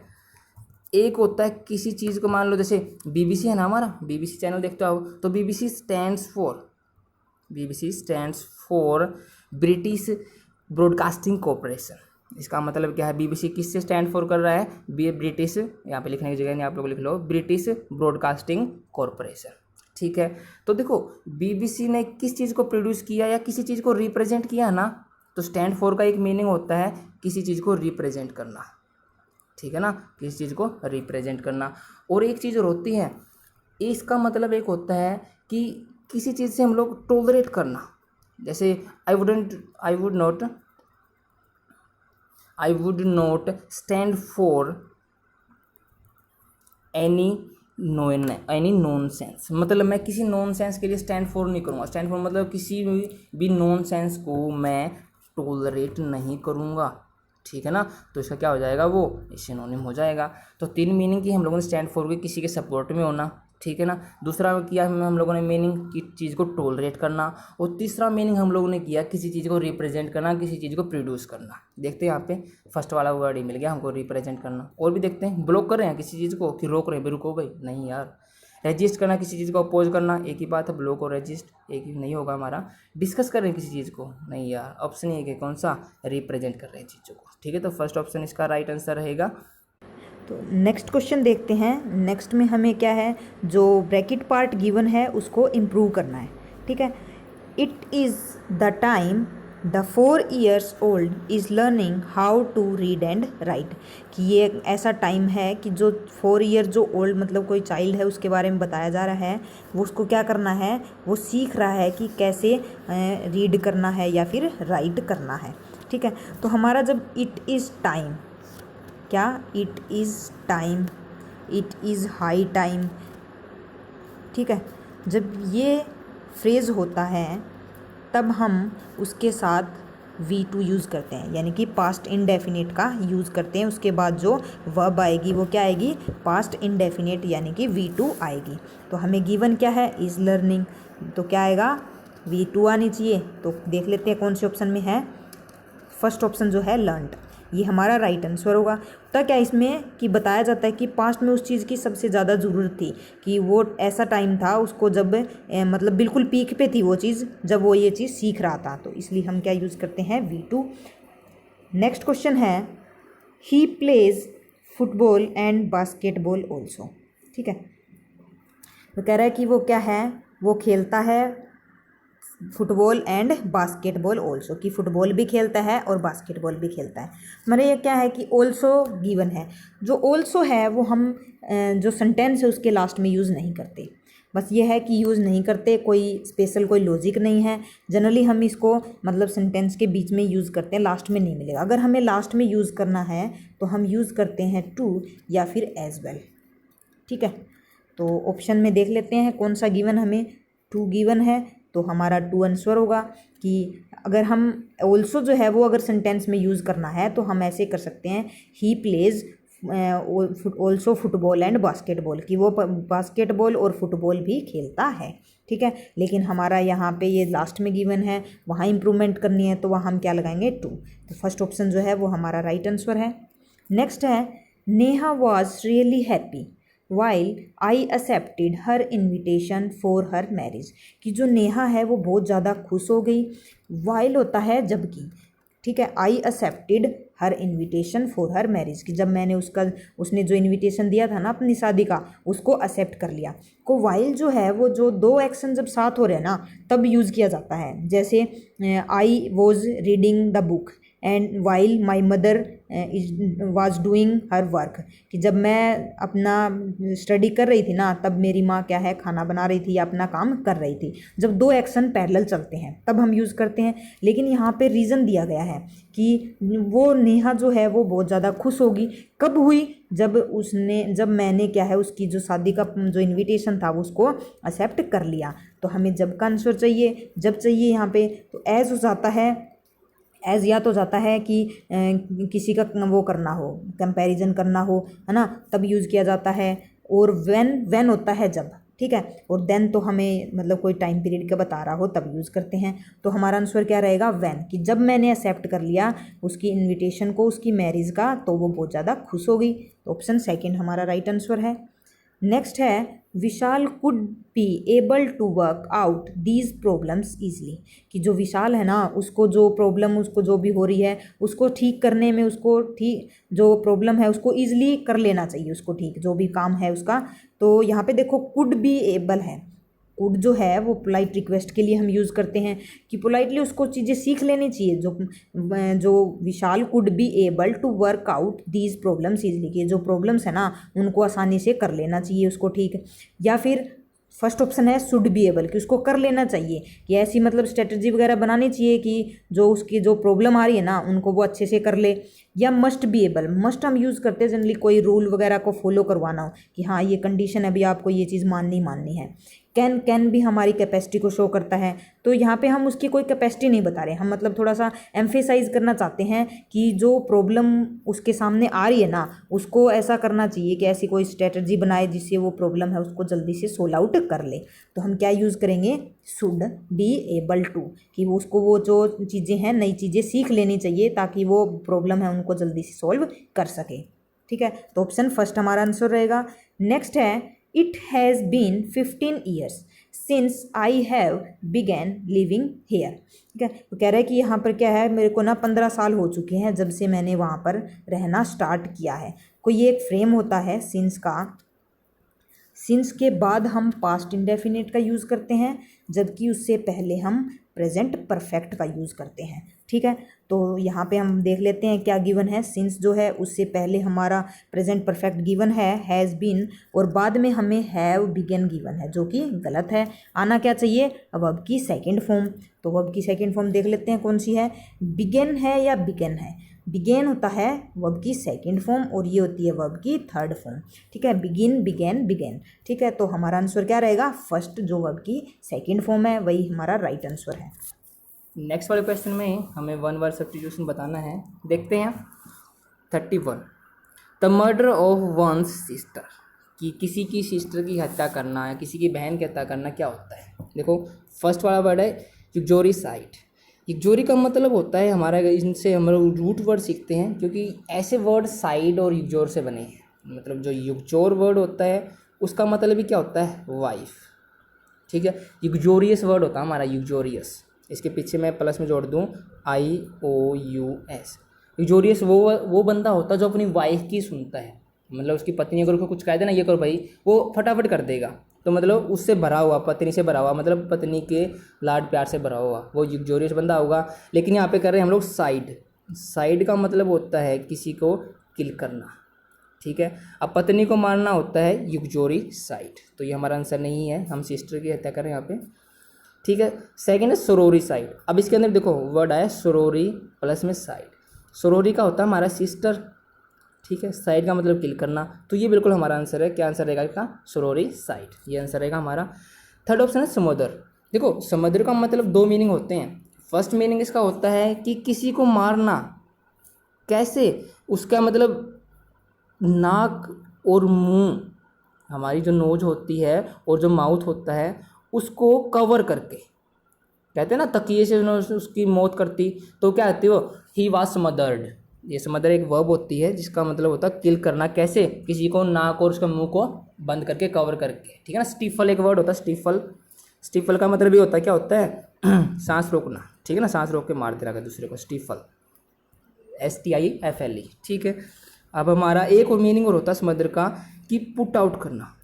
पुट आउट का समझते हो मीनिंग? पुट आउट एक ऐसी फ्रेजल वर्ब है जिसका मतलब होता है फायर को पुट आउट करते हैं हम लोग, एक्सटिंग्विश करना। तो इसका समुद्र का मीनिंग सेकंड होता है किसी आग को बुझाना, ठीक है। ये हमारा आंसर नहीं है, सही आग को बुझाता हूँ। फोर्थ ऑप्शन है पैरी साइड। देखो पैरी वर्ड का और साइड वर्ड का, पैरी होता है सराउंड, जो हमारा आसपास है, ठीक है ना, सराउंडिंग।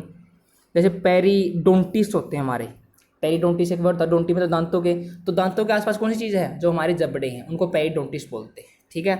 पेरीफेरी एक वर्ड होता है, पेरी प्लस में फेरी, पेरीफेरी, फेरी मतलब बाड़ा, मतलब जो किसी घर के चारों तरफ जो दीवारें बनती है उसको पेरीफेरी बोलते हैं। अराउंड बन रही है भी, ठीक है ना, तो इसका मतलब अराउंड, और साइड मतलब हत्या करना। तो अराउंड में हत्या करना मतलब नहीं, इसका मतलब है किसी के रिलेटिव की हत्या करना। मान ले जो मेरे पैरी है, मेरे आसपास जो है मेरे रिलेटिव हैं, उनकी हत्या करना क्या कहलाएगा? पैरीसाइड, ठीक है। ये हमारा आंसर नहीं है, आंसर रहेगा second option sororicide. A hater of new things, नई थिंग्स को या नई चीज़ों को जो पसंद ना करता उसको क्या कहेंगे? फर्स्ट वाला वर्ड है सेंग्विन। सेंग्विन का मतलब होता है, ये वो बंदा होता है चाहे सिचुएशन कैसी डिफिकल्टी हो या सिचुएशन कितने ही डेंजर में हो, वो क्या हमेशा ऑप्टिमिस्ट रहेगा। ऑप्टिमिस्ट समझते हो आप लोग? ऑप्टिमिस्ट का मतलब होता है आशावादी। आशावादी मतलब उसको वो आशा की किरण दिखेगी, यार कुछ ना कुछ तो होगा, मेरे साथ भी पॉजिटिव रहेगा, कहते हैं ना हमेशा हमेशा बंदा पॉजिटिव रहे, वो सैंग्विन होता है, ठीक है। ये हमारा आंसर नहीं है। सेकंड है इंट्रांसिजेंट। इंट्रांसिजेंट हम लोगों ने वर्ड किया था जो ट्रांस ना हो, ट्रांस मतलब जो चेंज ना हो। एडमेंट इसका क्या होता है? सिनोनिम होता है जो जिद्दी हो, अपनी बात पर ही अड़ा रहे, ठीक है ना। ऑब्स्टिनेट भी एक वर्ड होता है इसका, ऑब्स्टिनेट, वो बिल्कुल एग्जैक्ट सिनोनिम है। ऑब्स्टिनेट, स्टबर्न, ये बिल्कुल बहुत सारे सिनोनिम है इसके, तो हमारा एडमेंट इसको नहीं लेंगे हम लोग। थर्ड ऑप्शन है मिसोनिस्ट। मिसो का मतलब क्या होता है? हेट करना किसी से। नीस्ट, NEY, इसका मतलब होता है न्यू। तो न्यू चीज़ से जो हेट करे, नई चीज़ों से जो हेट करे, वो क्या होता है? A hater of new thing. हमारा आंसर क्या होगा? थर्ड, मिसोनिस्ट। मिसोकैपनिक, देखो मिसोकैपनिक हमारा वर्ड होता है, इसका मतलब होता है जैसे कैपनिक होता है ना, कैप्टिवेटिंग होता है एक वर्ड, कैप्टिवेटिंग। कैप्टिवेटिंग किसी को मंत्रमुग्ध कर लेना, तो कैपनिक वहाँ से वर्ड आया जो हमारे ड्रग्स होते हैं ना, ड्रग्स, तंबाकू वगैरह, वो चीज़ों के लिए यूज होता है कैपनिक। और मिसो मतलब उन चीज़ों से हेट करने वाला, तो ये वो बंदा होता है जो तंबाकू से या स्मोक जिसमें धुआं निकलता चीज़ों, उनसे हेट करता रहो, उनसे हेट करने वाला बंदा क्या कहलाएंगे हम लोग? मिसोकैपनिक। ये हमारा नहीं होगा, ये नहीं होगा, आंसर थर्ड है। नेक्स्ट वाले में फियर ऑफ स्नेक्स, देखते हैं स्नेक्स से डर, वो क्या कहलाएगा? ओफियोफोबिया। अब देखो ओफियो का मतलब ही क्या होता है? स्नेक होता है। रेप्टाइल होते हैं ना हमारे जितने भी, उनको ओफियो बोलते हैं हम लोग, ठीक है। ये देखो ऐसे हमारे जो हम लोगों के पास जो बुक्स होती है उसके अंदर नहीं गिवन होती है ऐसी कि स्नेक्स को क्या बोलते हैं। ये चीज़ें हमारी बायोलॉजी में मिल जाएंगी हम लोगों को, जो हमारी बायोलॉजी की बुक है उसके अंदर आप स्टडी करना बायोलॉजी के, उसके अंदर बहुत सारी ऐसी मिलेंगे कि स्नेक को क्या बोलते हैं, हम उसको अमीबा को क्या बोलते हैं, माइटोकॉन्ड्रिया को क्या बोलते हैं, ऐसी चीज़ें बहुत सारी मिलेंगी जो बायोलॉजी से रिलेट करती है। तो एक बार उनको भी पढ़ लेना क्योंकि एग्जाम के अंदर वो भी आ जाती हैं, ठीक है ना। तो ओफियोफोबिया हमारा आंसर रहेगा, फियर ऑफ स्नेक। सेकेंड है एक्रोफोबिया, ठीक है। एक्रोफोबिया का मतलब होता है, देखो एकर का मतलब होता है, ये हमारा होता है हाइट, ठीक है। हाइट से डर, फोबिया का मतलब क्या होता है? फियर। फोबिया का मतलब होता है फियर। तो फियर किससे? हाइट से डर। ऐसा एक होता है हमारा एरोफोबिया। एरोफोबिया उसका मतलब होता है कि एयर का मतलब एयर से नहीं, फ्लाइंग से डर। मतलब जो ऊपर जहाज में बैठते हैं या कहीं ऊपर से, जैसे हम झूला झूलते हैं ना, तो ऊपर से आते वक्त हम लोग डर जाते हैं, तो वो भी क्या कहलाएगा? एरोफोबिया। तो फियर ऑफ फ्लाइंग वो क्या होता है? एरोफोबिया होता है। थर्ड है जीनोफोबिया। देखो अगर जीनो से एक चीज़ याद आती है मेरे को, जीनोन आप लोग गैस याद है, ठीक है। जीनोन वो गैस है जो किसी फॉरेनर ने इंट्रोड्यूस करवाई थी, मतलब बाहर से आई थी गैस, कोई एक्चुअली में गैस नहीं थी, किसी ने एक्सपेरिमेंट करके इस गैस को बनाया था और किसी फॉरेनर से आई थी वो चीज़, ठीक है ना। तो फॉरेन वाली चीज़ों को क्या बोलते हैं? हम जीनो बोलते हैं। तो जीनोफोबिया मतलब जो चीज़ें जो बाहर की चीज़ें हैं उनसे डर होना जीनोफोबिया कहलाता है। फोर्थ ऑप्शन है क्लस्ट्रोफोबिया। क्लस्ट्रोफोबिया का मतलब, तो क्लस्टर का मतलब होता है कन्फाइन, वो चीज़ें जो क्या होती हैं क्लस्टर में होती हैं, या चीज़ें बंद होने वाली, जो चीज़ें बंद रहती है वो होती है क्लस्टर में। बंद रहने वाली चीज़ों से क्या है? फोबिया होना। मान लो कोई हवेली है 10 सालों से बंद है, उसके अंदर नहीं जा सकते बंदे, ठीक है ना, वो क्लस्ट्रोफोबिया होता है कि कन्फाइंड प्लेस से डर लगना, वो होता है क्लस्ट्रोफोबिया। हमारा आंसर रहेगा फर्स्ट ऑफ ये phobia. 34 A group of girls. A group of girls को क्या कहेंगे? फर्स्ट ऑप्शन है नेल। देखो नेल ये वाली एक घंटी होती है, रिंगी होती है ये, लेकिन ये कब बजाई जाती है? जब किसी की डेथ होती है ना, किसी का अंतिम संस्कार हो रहा होता है, तो उस टाइम फनरल के टाइम पे, फनरल के टाइम पे इस घंटी को बजाते हैं, इसलिए इसको बोलते हैं डेथ नेल। यूज होता है ये कोलोकेशन डेथ नेल, ठीक है। तो ऐसे यूज होता है हमारा। तो देखते हैं नेक्स्ट, और इसका एक सिनोनिम भी होता है एग्जैक्ट घंटी का जो बजती रहती है, क्या होता है? Chyme, CHIME। और एक क्लैंग वर्ड होता है, क्लैंग बजना, CLANG, वो इसे नेल से रिलेट थे, मैंने आप लोगों को बता दिए। सेकंड ऑप्शन है आर्काइव। आर्काइव का मतलब होता है कलेक्शन होना किसी चीज़ की, किसी चीज़ की क्या होना? कलेक्शन होना। लेकिन किस चीज़ की? डॉक्यूमेंट्स की। और डॉक्यूमेंट्स का कब से रिलेट करने वाले? हिस्ट्री से रिलेट करने वाले, या किसी प्लेस के बारे में बताने वाले डॉक्यूमेंट्स, या उनके बारे में इंफॉर्मेशन देने वाली रिपोर्ट्स, वो भी क्या होती है? उनका कलेक्शन करना क्या कहलाता है? आर्काइव होता है। जहाँ पे चीज़ें क्या होती हैं? इकट्ठी होती हैं, उनको आर्काइव बोलते हैं। ये हमारा आंसर नहीं है। थर्ड ऑप्शन है ओनवी। ओनवी का मतलब होता है नुई, नुए है ये तो, ठीक है ना। इसका मतलब होता है बोर्डम। बोर्डम का मतलब बिल्कुल यार बोर हो गया मैं तो, लैक ऑफ इंटरेस्ट, ठीक है ना। लैक ऑफ इंटरेस्ट मतलब इसका इंटरेस्ट ही नहीं उस चीज़ में, लैक ऑफ एक्साइटमेंट, ऐसी चीज़ें क्या होती हैं? ऑनवी होती हैं। तो हमारा आंसर ये भी नहीं है। फोर्थ है बेबी। देखो बेबी का मतलब अगर एग्जैक्ट लूँ तो गैदरिंग होता है ना, गैदरिंग एक वर्ड, गैदर का मतलब क्या होता है? इकट्ठा, और गैदरिंग इकट्ठा होना, तो गैदरिंग भी इसका क्या हो जाएगा? सिनोनिम हो जाएगा। और बेबी हम लोग जनरली करते हैं गर्ल्स के लिए यूज़, कहते हैं ना छत्ता, एक बेबी होता है छत्ता मधुमक्खी का, तो वो भी तो छत्ता ही होता है ना, मतलब लड़कियां कहीं पे इकट्ठी हो जाती, भिनभिनाने लग जाती हैं वहाँ पे, तो बेबी ऑफ गर्ल्स इसलिए बोलते हैं। अंग्रेज़ों को भी पता था कि लड़कियां का क्या होता है? छत्ता ही होता है, इकट्ठी हो जाएं।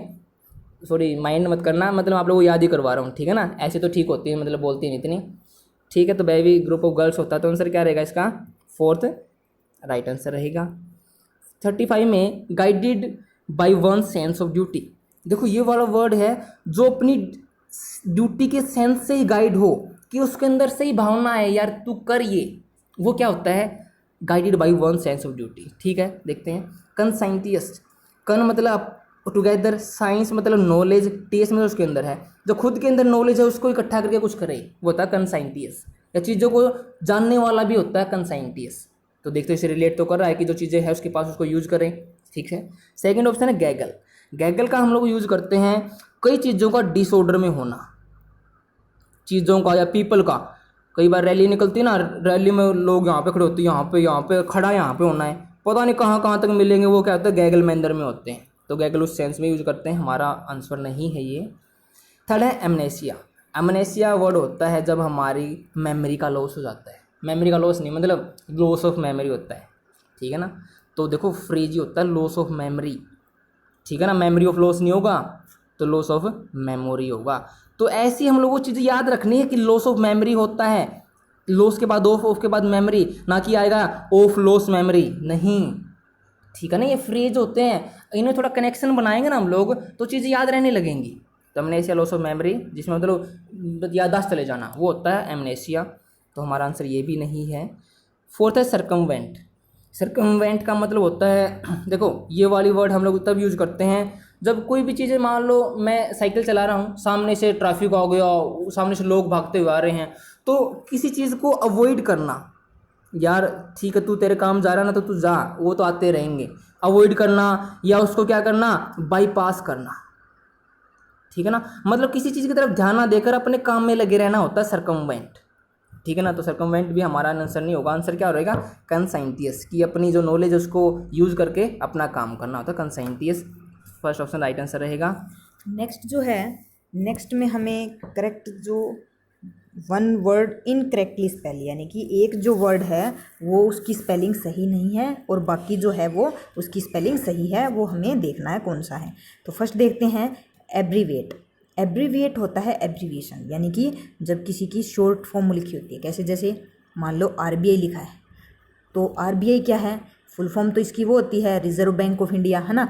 तो यहाँ पे लिख दिया आरबीआई, तो ये आरबीआई क्या है, जो रिजर्व बैंक ऑफ इंडिया की है उसकी शॉर्ट फॉर्म है, यानी कि उसको छोटा करके लिखा गया है। और एब्रीविएट वही होता है किसी चीज़ को छोटा करके लिखा होना, ठीक है। और इसकी स्पेलिंग ठीक है बिल्कुल। सेकंड है एकोमोडेट। एकोमोडेट का मतलब होता है किसी को कोई हेल्प प्रोवाइड करना।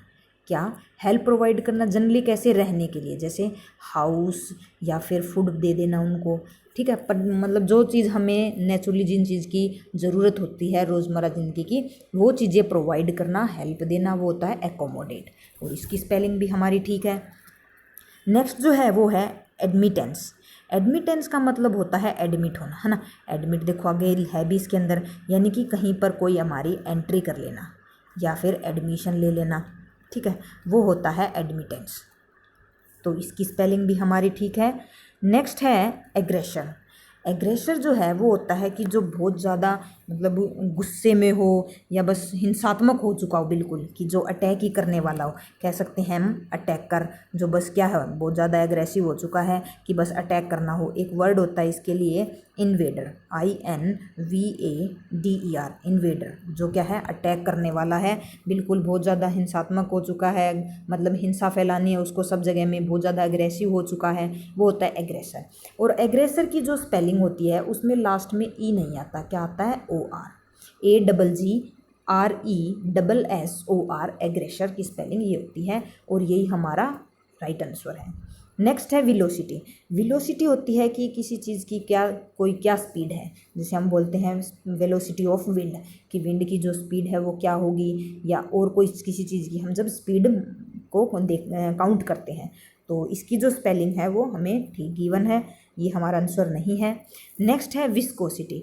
विस्कोसिटी होती है कि कितनी मतलब थिकनेस है, जैसे लिक्विड की अगर विस्कोसिटी माने तो जैसे पानी है, पानी की विस्कोसिटी क्या अलग होगी, और जो हमारी जैसे जूस है तो उसकी विस्कोसिटी अलग होगी, उसकी जो थिकनेस है वो क्या है ज़्यादा होती है। तो जो विस्कोसिटी है हम उसमें थिकनेस को देखते हैं, कि पानी पतला होता है, जूस होता है थोड़ा गाढ़ा होता है, तो उसकी विस्कोसिटी ज़्यादा होती है।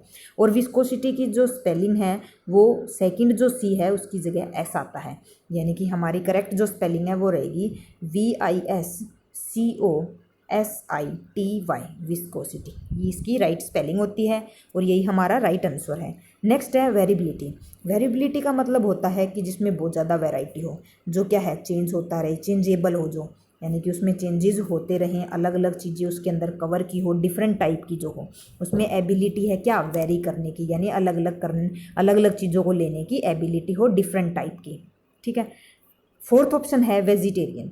वेजिटेरियन होता है जो क्या है, जो साग सब्जी खाता हो, ठीक है, वेजिटेबल हो गए, है ना, फ्रूट्स हो गए, उनको खाने वाला जो होगा वो होता है वेजिटेरियन। ये भी हमारा ऑप्शन नहीं, हमारा ऑप्शन कौन सा था, सेकंड विस्कोसिटी। नेक्स्ट है लग्जरी। लग्जरी जो होता है उसका मतलब होता है स्पोर्ट, किसी को सहारा देना, ठीक है। आपने लग्जरी वर्ब्स देखी होगी, जो क्या है मेन वर्ब की हेल्प करती है, तो ये हो गया हेल्प करना या फिर सपोर्ट करना। लग्जरी जो है उसके अंदर आपका डबल एल नहीं आता, सिंगल एल आता है, और यही हमारी क्या है राइट ऑप्शन है। नेक्स्ट है एसिडस। एसिडस का मतलब होता है बहुत ज़्यादा हार्ड वर्क करना, क्या बहुत ज़्यादा हार्ड वर्क करना, कड़ी मेहनत जब करते हैं उसको बोला जाता है। कोई ऐसा काम जिसमें बहुत ज़्यादा हार्ड वर्क की ज़रूरत हो। ठीक है, अब देखो यहाँ है कह भी रहा है 80 10 हो गया ना, 80 दास की ज़रूरत है, मतलब 80 बंदों की ज़रूरत है उस काम को करने के लिए। ठीक है, इसके लिए एक वर्ड होता है डेलीजेंट। क्या होता है? DILIGENT, diligent. डेलीजेंट भी होता है हार्ड वर्क, कुछ ऐसा काम जिसमें बहुत ज़्यादा मेहनत की ज़रूरत हो। तो इसकी स्पेलिंग ठीक है। नेक्स्ट है एफिडेविट। एफिडेविट होता है जब हमें मतलब कोर्ट वगैरह से हम बनवाते हैं, जो रिटन स्टेटमेंट हमें गिवन होती है। जैसे हमारा क्या है, रेजिडेंस का एफिडेविट हो गया। ठीक है, कास्ट सर्टिफिकेट होता है, उसको भी हम एफिडेविट बोल देते हैं कि जो कोर्ट ने हमें रिटन बताया है, रिटन में लिख के दिया है, जो लीगल है वो जो चीज़ें, वो उस जो वो सर्टिफिकेट होता है उसको बोला जाता है एफिडेविट। ठीक है, इसकी स्पेलिंग सही है। नेक्स्ट है एफिलिएशन। एफिलिएशन का मतलब होता है किसी के साथ हमारा कैसा कनेक्शन है। ठीक है, हमारा क्या है, कनेक्शन कैसा है, अच्छा या बुरा है, हम कैसे उनके साथ कनेक्ट करते हैं, वो होता है एफिलिएशन। ठीक है, इसकी स्पेलिंग भी ठीक है। गलत कौन सी थी? लग्जरी की डबल एल नहीं आता, सिंगल एल आता है। ठीक है, नेक्स्ट देखते हैं। नेक्स्ट है इग्नोमेनियस। इग्नोमेनियस का मतलब होता है कि बहुत ज़्यादा किसी चीज़ से मतलब शर्म आने लग जाए, शेमफुल जब कोई काम किया जाता है। ठीक है, क्या हो जाता है? शेम, यानी कि शेमफुल जो हो, कोई ऐसा काम जिसमें हमें शेम आने लग जाती है, वो होता है इग्नोमेनियस। ठीक है, इसकी स्पेलिंग ठीक है हमारी, तो ये ऑप्शन नहीं होगा। नेक्स्ट है इल्यूमिनेशन। इल्यूमिनेशन का मतलब होता है, इल्यूमिनेशन सुना होगा आपने कि इल्यूमिनेट करना यानी कि लाइट होना। ठीक है, प्रकाश देना। ठीक है, इल्यूमिनेट होता है, इल्यूमिनेशन भी हो जाता है एनर्जी देना, लाइट देना, प्रकाश देना। ठीक है, इसकी स्पेलिंग भी ठीक है। थर्ड ऑप्शन है इनक्यूटियस। इनक्यूटियस का मतलब होता है कि जब हम किसी चीज़ बंदे को बारे में कुछ गलत वो करते हैं, कि वो बंदा क्या है, मोरली बैड है, कि वो सही नहीं है, उसका जो व्यवहार है वो नैतिक नहीं है, सही बिहेव नहीं करता, जो मोरली रोंग हो। ठीक है, इसकी जो स्पेलिंग है वो होती है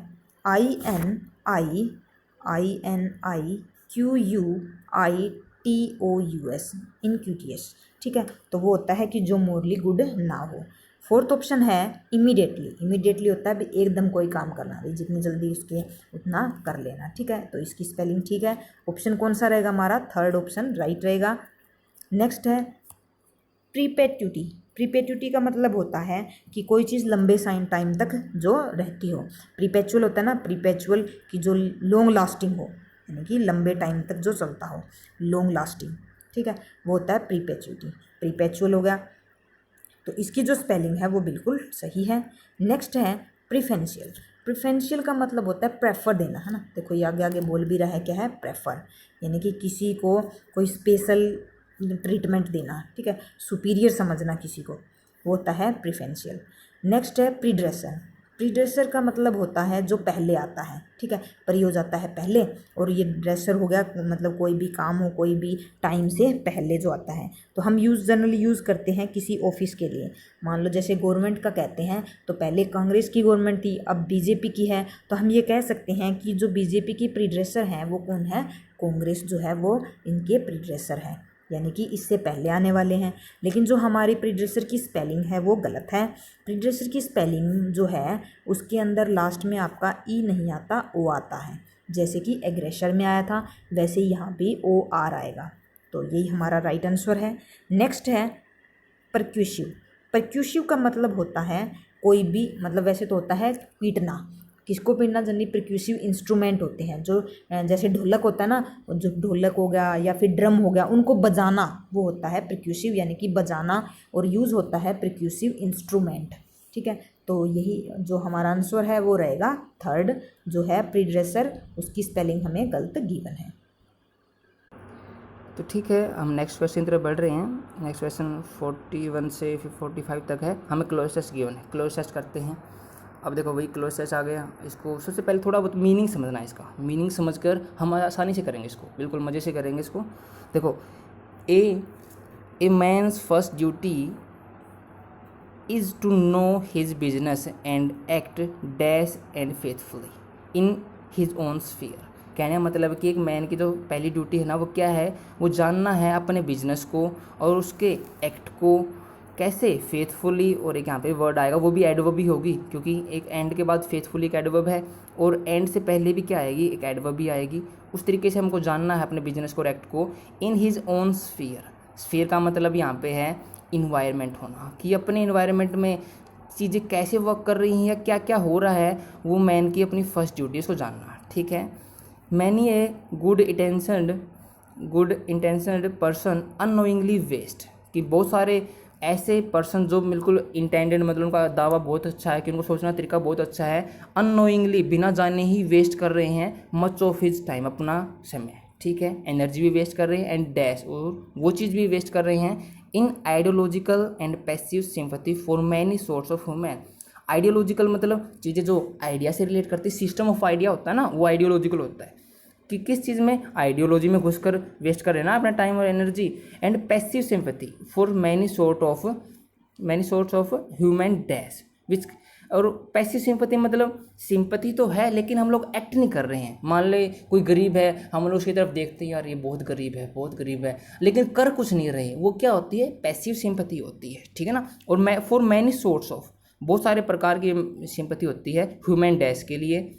कोई ऐसे ह्यूमन वर्क्स होंगे जिनके लिए हम लोगों को पैसिव सिंपैथी है, विच ही कैन नीदर रिमूव, जिनको वो ना तो मिटा सकता है और ना ही एलिविएट कर सकता है, मतलब ना ही उनको शांत कर सकता है, ठीक है ना। उनके बारे में सोचता है, इस सोचने में उसका टाइम वेस्ट होता है, एनर्जी वेस्ट होती है, और क्या है, उसकी सेंसिबिलिटी भी वेस्ट होती है, ठीक है। अब देखो पूरा पढ़ने की जरूरत नहीं है, इसमें हमें पता लग ही गया कि कुछ ऐसी बातें हैं कि मैन के बारे में बता रहा है, उसको क्या करना चाहिए और क्या नहीं करना चाहिए, ऐसी कुछ बातें बता रहा है। तो देखो अब स्टार्ट करते हैं हम लोग। फर्स्ट है, a man's first duty is to know, जानना है उसका बिजनेस को और एक्ट को, dash and faithfully in his own sphere, कि उसके अपने इन्वायरमेंट में क्या चीज़ें हो रही हैं, ठीक है। स्फीयर का मतलब इन्वायरमेंट हो गया। देखते हैं फर्स्ट वाला word, honestly, suspiciously, smartly and actively.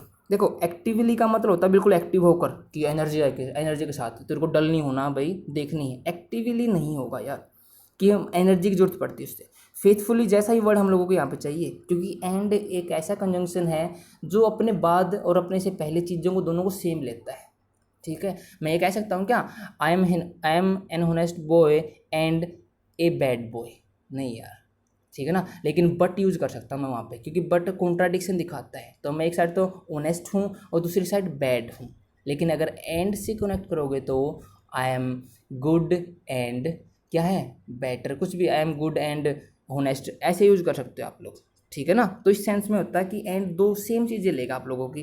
तो यहाँ पे एक्टिवली नहीं आएगा। फेथफुली और सस्पिशियसली से कोई, सस्पिशियस होता है संदेह में होना, सस्पिशियसली का मतलब हो गया संदेह से करना किसी चीज़ को, नहीं यार संदेह से नहीं करेंगे। स्मार्टली और होनेस्टली, स्मार्टली का मतलब होता है कई चीज़ों को स्किल्स के साथ करना, स्मार्ट वे से करना, ठीक है ना। तो स्मार्ट मतलब माइंड का यूज़ करके करना, बिल्कुल ठीक है यार। लेकिन फेथफुली से थोड़ा कनेक्ट नहीं कर रहा, थोड़ा रिलेट तो कर रहा है लेकिन ज़्यादा कनेक्ट नहीं हो रहा। अब होनेस्टली होता है बिल्कुल यार ईमानदारी से देखनी चीज़ वो, ठीक है ना, कि यार एक्चुअली में देखो, मतलब कोई अपना फ़ायदा ना सोचो, ईमानदारी से देखो कि अपने इन्वायरमेंट में हो क्या रहा है। तो स्मार्टली हम लोग स्किल्स नहीं लगानी है, हम लोगों को क्या है अपना होनेस्ट तरीके से देखना एक बार कि एक्चुअली चीज़ क्या है वो, ठीक है ना। तो honestly and faithfully in his own sphere, many a good intention person unknowingly waste, कि बहुत सारे ऐसे person, good intention person unknowingly waste, बिना कुछ जाने ही वेस्ट कर रहे हैं मच ऑफ हिज टाइम, अपना टाइम को। Many a good intention person की बात है, एक वो पर्सन, ठीक है ना, एनर्जी वेस्ट कर रहा है, टाइम कर रहा है। एंड डैश सेंसिबिलिटी का मतलब क्या होता है, जो चीज़ें सेंस से रिलेट करती है, ठीक है ना। अब इसके देखो ये नाउन है, तो नाउन से पहले क्या आता है हमारा, एडजेक्टिव आता है। तो अगर हमारे पास ऑप्शन में एडजेक्टिव है तो हम उसको प्रेफर करेंगे पहले, ठीक है। देखते हैं फर्स्ट वाला वर्ड है प्रैक्टिकल सेंसिबिलिटी। प्रैक्टिकल सेंसिबिलिटी मतलब हम लोगों ने प्रैक्टिकल किया, उसको करके देखा, वो सेंसिबिलिटी को वेस्ट कर रहे हैं क्या हम लोग। या सेंसलेस सेंसिबिलिटी को, जिसमें कोई सेंस ही नहीं है। या इमोशनल सेंसिबिलिटी को, कि जब हम चीज़ों इमोशनल हो जाते हैं, ये भी हो सकता है भाई। या इरेसिस्टिबल, हाँ, इरेसिस्टिबल का मतलब होता है जिससे क्या चीज़ें, क्या मतलब वो नहीं होता ना, चीज़ों को रेसिस्ट नहीं कर पाते हम लोग, अपोज नहीं कर पाते। एंटाइस मैंने बताया था ना आप लोगों को एक सिनोनिम, एंटाइस का मतलब भी क्या होता है, चीज़ों को लुभाने वाली चीज़ें। तो इन इरेसिस्टिबल का मतलब भी होता है वही चीज़ें जो लुभा लेती हैं, ठीक है ना। रेसिस्टिबल का मतलब वही है। तो चीज़ें लुभाने वाली सेंसिबिलिटी की बात कर रहे हैं क्या हम लोग? नहीं यार, ये हमारा ऑप्शन नहीं हो सकता। सेंसलेस सेंसिबिलिटी, अब इसके अंदर सेंसिबिलिटी की, तो सेंसलेस सेंसिबिलिटी को कैसे वेस्ट कर सकते हैं हम लोग? जो लेस में ही है नहीं वेस्ट कर सकते हैं। अब बात आती है प्रैक्टिकल या इमोशनल सेंसिबिलिटी। देखो हम लोग वेस्ट कौन सी कर रहे हैं, मैंने आप सामने एक वर्ड था ना हमारे पास, हम लोगों ने पढ़ा था, कौन सा? Passive sympathy. पैसिव सिंपथी मतलब सिंपथी तो है लेकिन कुछ एक्ट नहीं कर रहे हम लोग, तो यहाँ पे वही आएगा ना, इमोशनल सिंपथी, इमोशनल सेंसिबिलिटी, कि हम लोग सेंसिबिलिटी तो है हम लोगों को, क्या है वो चीज़ सेंस में हम लोगों को, क्या है हम कहते हैं ना सेंसिटिव है बंदा वो, तो वो सेंसिबिलिटी तो हमारे पास है लेकिन इमोशनल है कि हम लोग इमोशनल हो जाते हैं। तो प्रैक्टिकल की बात नहीं है, प्रैक्टिकल वही होता है ना चीज़ों को, एक तो थ्योरी है और एक प्रैक्टिकल। थ्योरी में चीज़ें लिखी हुई हैं और प्रैक्टिकल अपने हाथों से करके देखना होता है प्रैक्टिकल। तो इमोशनल सेंसिबिलिटी की बात कर रहा हूँ मैं यहाँ पे, ठीक है, ठीक है। इमोशनल सेंसिबिलिटी इन आइडियोलॉजिकल, कि हम लोग आइडियाज़ कैसे वे करते हैं, सिस्टम ऑफ आइडियाज़ में कैसे हम लोग अपनी एनर्जी, इमोशनल सेंसिबिलिटी और टाइम को वेस्ट करते हैं। एंड पैसिव सिंपैथी, और पैसिव सिंपैथी किसके लिए? मैनी सोर्स ऑफ ह्यूमन, बहुत सारी टाइप की ह्यूमन की पता नहीं किस बात की हैं, विच जिनको वो ना तो क्या है रिमूव कर सकता है, ना ही एलिविएट कर सकता है, ना ही उनको शांत कर सकता है। तो ऐसी चीज़ की यहाँ पे यूज़ होगा जिसको हम लोग ना तो रिमूव कर सकते हो ना ही उसको शांत कर सकते हैं। देखते हैं कौन सी वर्ड है वो हमारे लिए। डीड्स, डीड्स होते हैं वर्क, कि उन्होंने क्या काम की है, उनको रिमूव करना है, उनको एलिविएट कर सकते हैं हम काम को? नहीं यार, एलिविएट तो हम उन चीज़ों को करते हैं जो चीज़ें पेन में हों या कुछ चीज़ें हैं जो हम लोग टॉलरेट कर रहे हो, तो एलिविएट उस सेंस में होता है। नीड को क्या है एलिविएट कर सकते हैं, रिमूव करना है, अगर ज़रूरत ही है तो रिमूव क्यों करेंगे भाई? ज़रूरत तो ज़रूरत होती है ना, रिमूव नहीं करना उसको। ह्यूमन नीड्स नहीं होगा, ह्यूमन डीड्स नहीं होगा। ह्यूमन वांट्स और नीड एक ही बात है, ये दोनों नहीं होंगे। तो बचता ऑप्शन कौन सा है? ह्यूमन सफरिंग, कि ह्यूमन जो सफ़र कर रहा है, जो क्या है चीज़ों को टॉलरेट कर रहा है, जिसमें उसको पेन है, उनको बारे में हमारे पास क्या है? पैसिव सिंपैथी है, उनके बारे में सिर्फ सोच रहे हैं। और जिनको वो ना तो रिमूव कर सकता और ना ही एलिविएट कर सकता, बिल्कुल एग्जैक्ट आ गया यहाँ पे। हम लोग उनकी जो पेन हो रहा है उनको ना तो उनको एलिविएट कर सकते हैं, और ऐसा सोचकर हम लोग क्या है अपना टाइम वेस्ट कर रहे हैं, एनर्जी वेस्ट कर रहे हैं और सेंसिबिलिटी वेस्ट कर रहे हैं। समझ पाए ना बात? कनेक्ट हो गया आप लोग इससे क्लोजर से? देखते आगे। This kind of sympathy is not only useless, कि जो ये इस टाइप की सिंपैथी होती है ना, वो सिर्फ यूजलेस ही नहीं है, बट डैश वो ये भी है। मतलब इसी जैसा वर्ड हम लोगों को यहाँ पे चाहिए, कि नॉट ओनली और बट आल्सो बिल्कुल दो सेम चीज़ों को दिखाते हैं। एक पेयर होता है नॉट ओनली का बट आल्सो से। देखते हैं हमारा, हाँ ये रहा, ठीक है ना। This kind of sympathy is not only useless but dash and meaningless. तो मीनिंगलेस, देखो सारी चीज़ें क्या है, यूजलेस है बेकार है, मीनिंगलेस जिसमें मीनिंग नहीं है, तो उसी जैसा हम लोगों को वर्ड चाहिए। फर्स्ट वाला है अनइमेजिनरी, जिसको इमेजिन ना कर सके, नहीं यार इमेजिन की तो बात ही नहीं ना। इन जैसा वर्ड हम लोगों को यहाँ पर चाहिए। अनप्रोडक्टिव, अनप्रोडक्टिव का मतलब होता है जो प्रोडक्टिव ना हो। अब प्रोडक्टिव वो होती जो होती है जो चीज़ें क्या है प्रोड्यूस करे, चीज़ों को कुछ ना कुछ उपज दे, कुछ ना कुछ क्या है रिजल्ट दे। तो अनप्रोडक्टिव वो चीज़ होती है जो रिजल्ट ना दे। मीनिंगलेस जो रिजल्ट ना दे, यूजलेस है तो रिलेट तो कर रहा है ना। थॉटफुल, अरे थॉटफुल तो पॉजिटिव वर्ड है, नहीं आएगा, हमें यहाँ पे नेगेटिव वर्ड चाहिए। थॉटलेस, जो जिसमें क्या थॉट ना हो, उन चीज़ों का क्या है वो चीज़ें ये हैं, नहीं यार वो चीज़ें क्या अनप्रोडक्टिव हैं, ठीक है ना। ये इस टाइप की जो सिंपैथी है ना वो क्या है थॉटलेस नहीं है, वो अनप्रोडक्टिव है, इससे कोई फ़ायदा नहीं होगा, किसी का नुकसान ही नुकसान होना है। तो कहने का मतलब ये है, तो हमारा ऑप्शन क्या होगा? सेकंड ऑप्शन राइट आंसर रहेगा। 45 में हैबिचुअल, यहाँ से नहीं पढ़ना ऊपर से, ठीक है। देखो टू यहाँ पे यूज है, टू और एज वेल बिल्कुल हम लोग लास्ट में यूज कर सकते हैं, ठीक है ना। एक हमारा होता है ओल्सो लास्ट में यूज नहीं करते हम लोग, ठीक है। तो यहाँ से एक कंसेप्ट ये हो गया।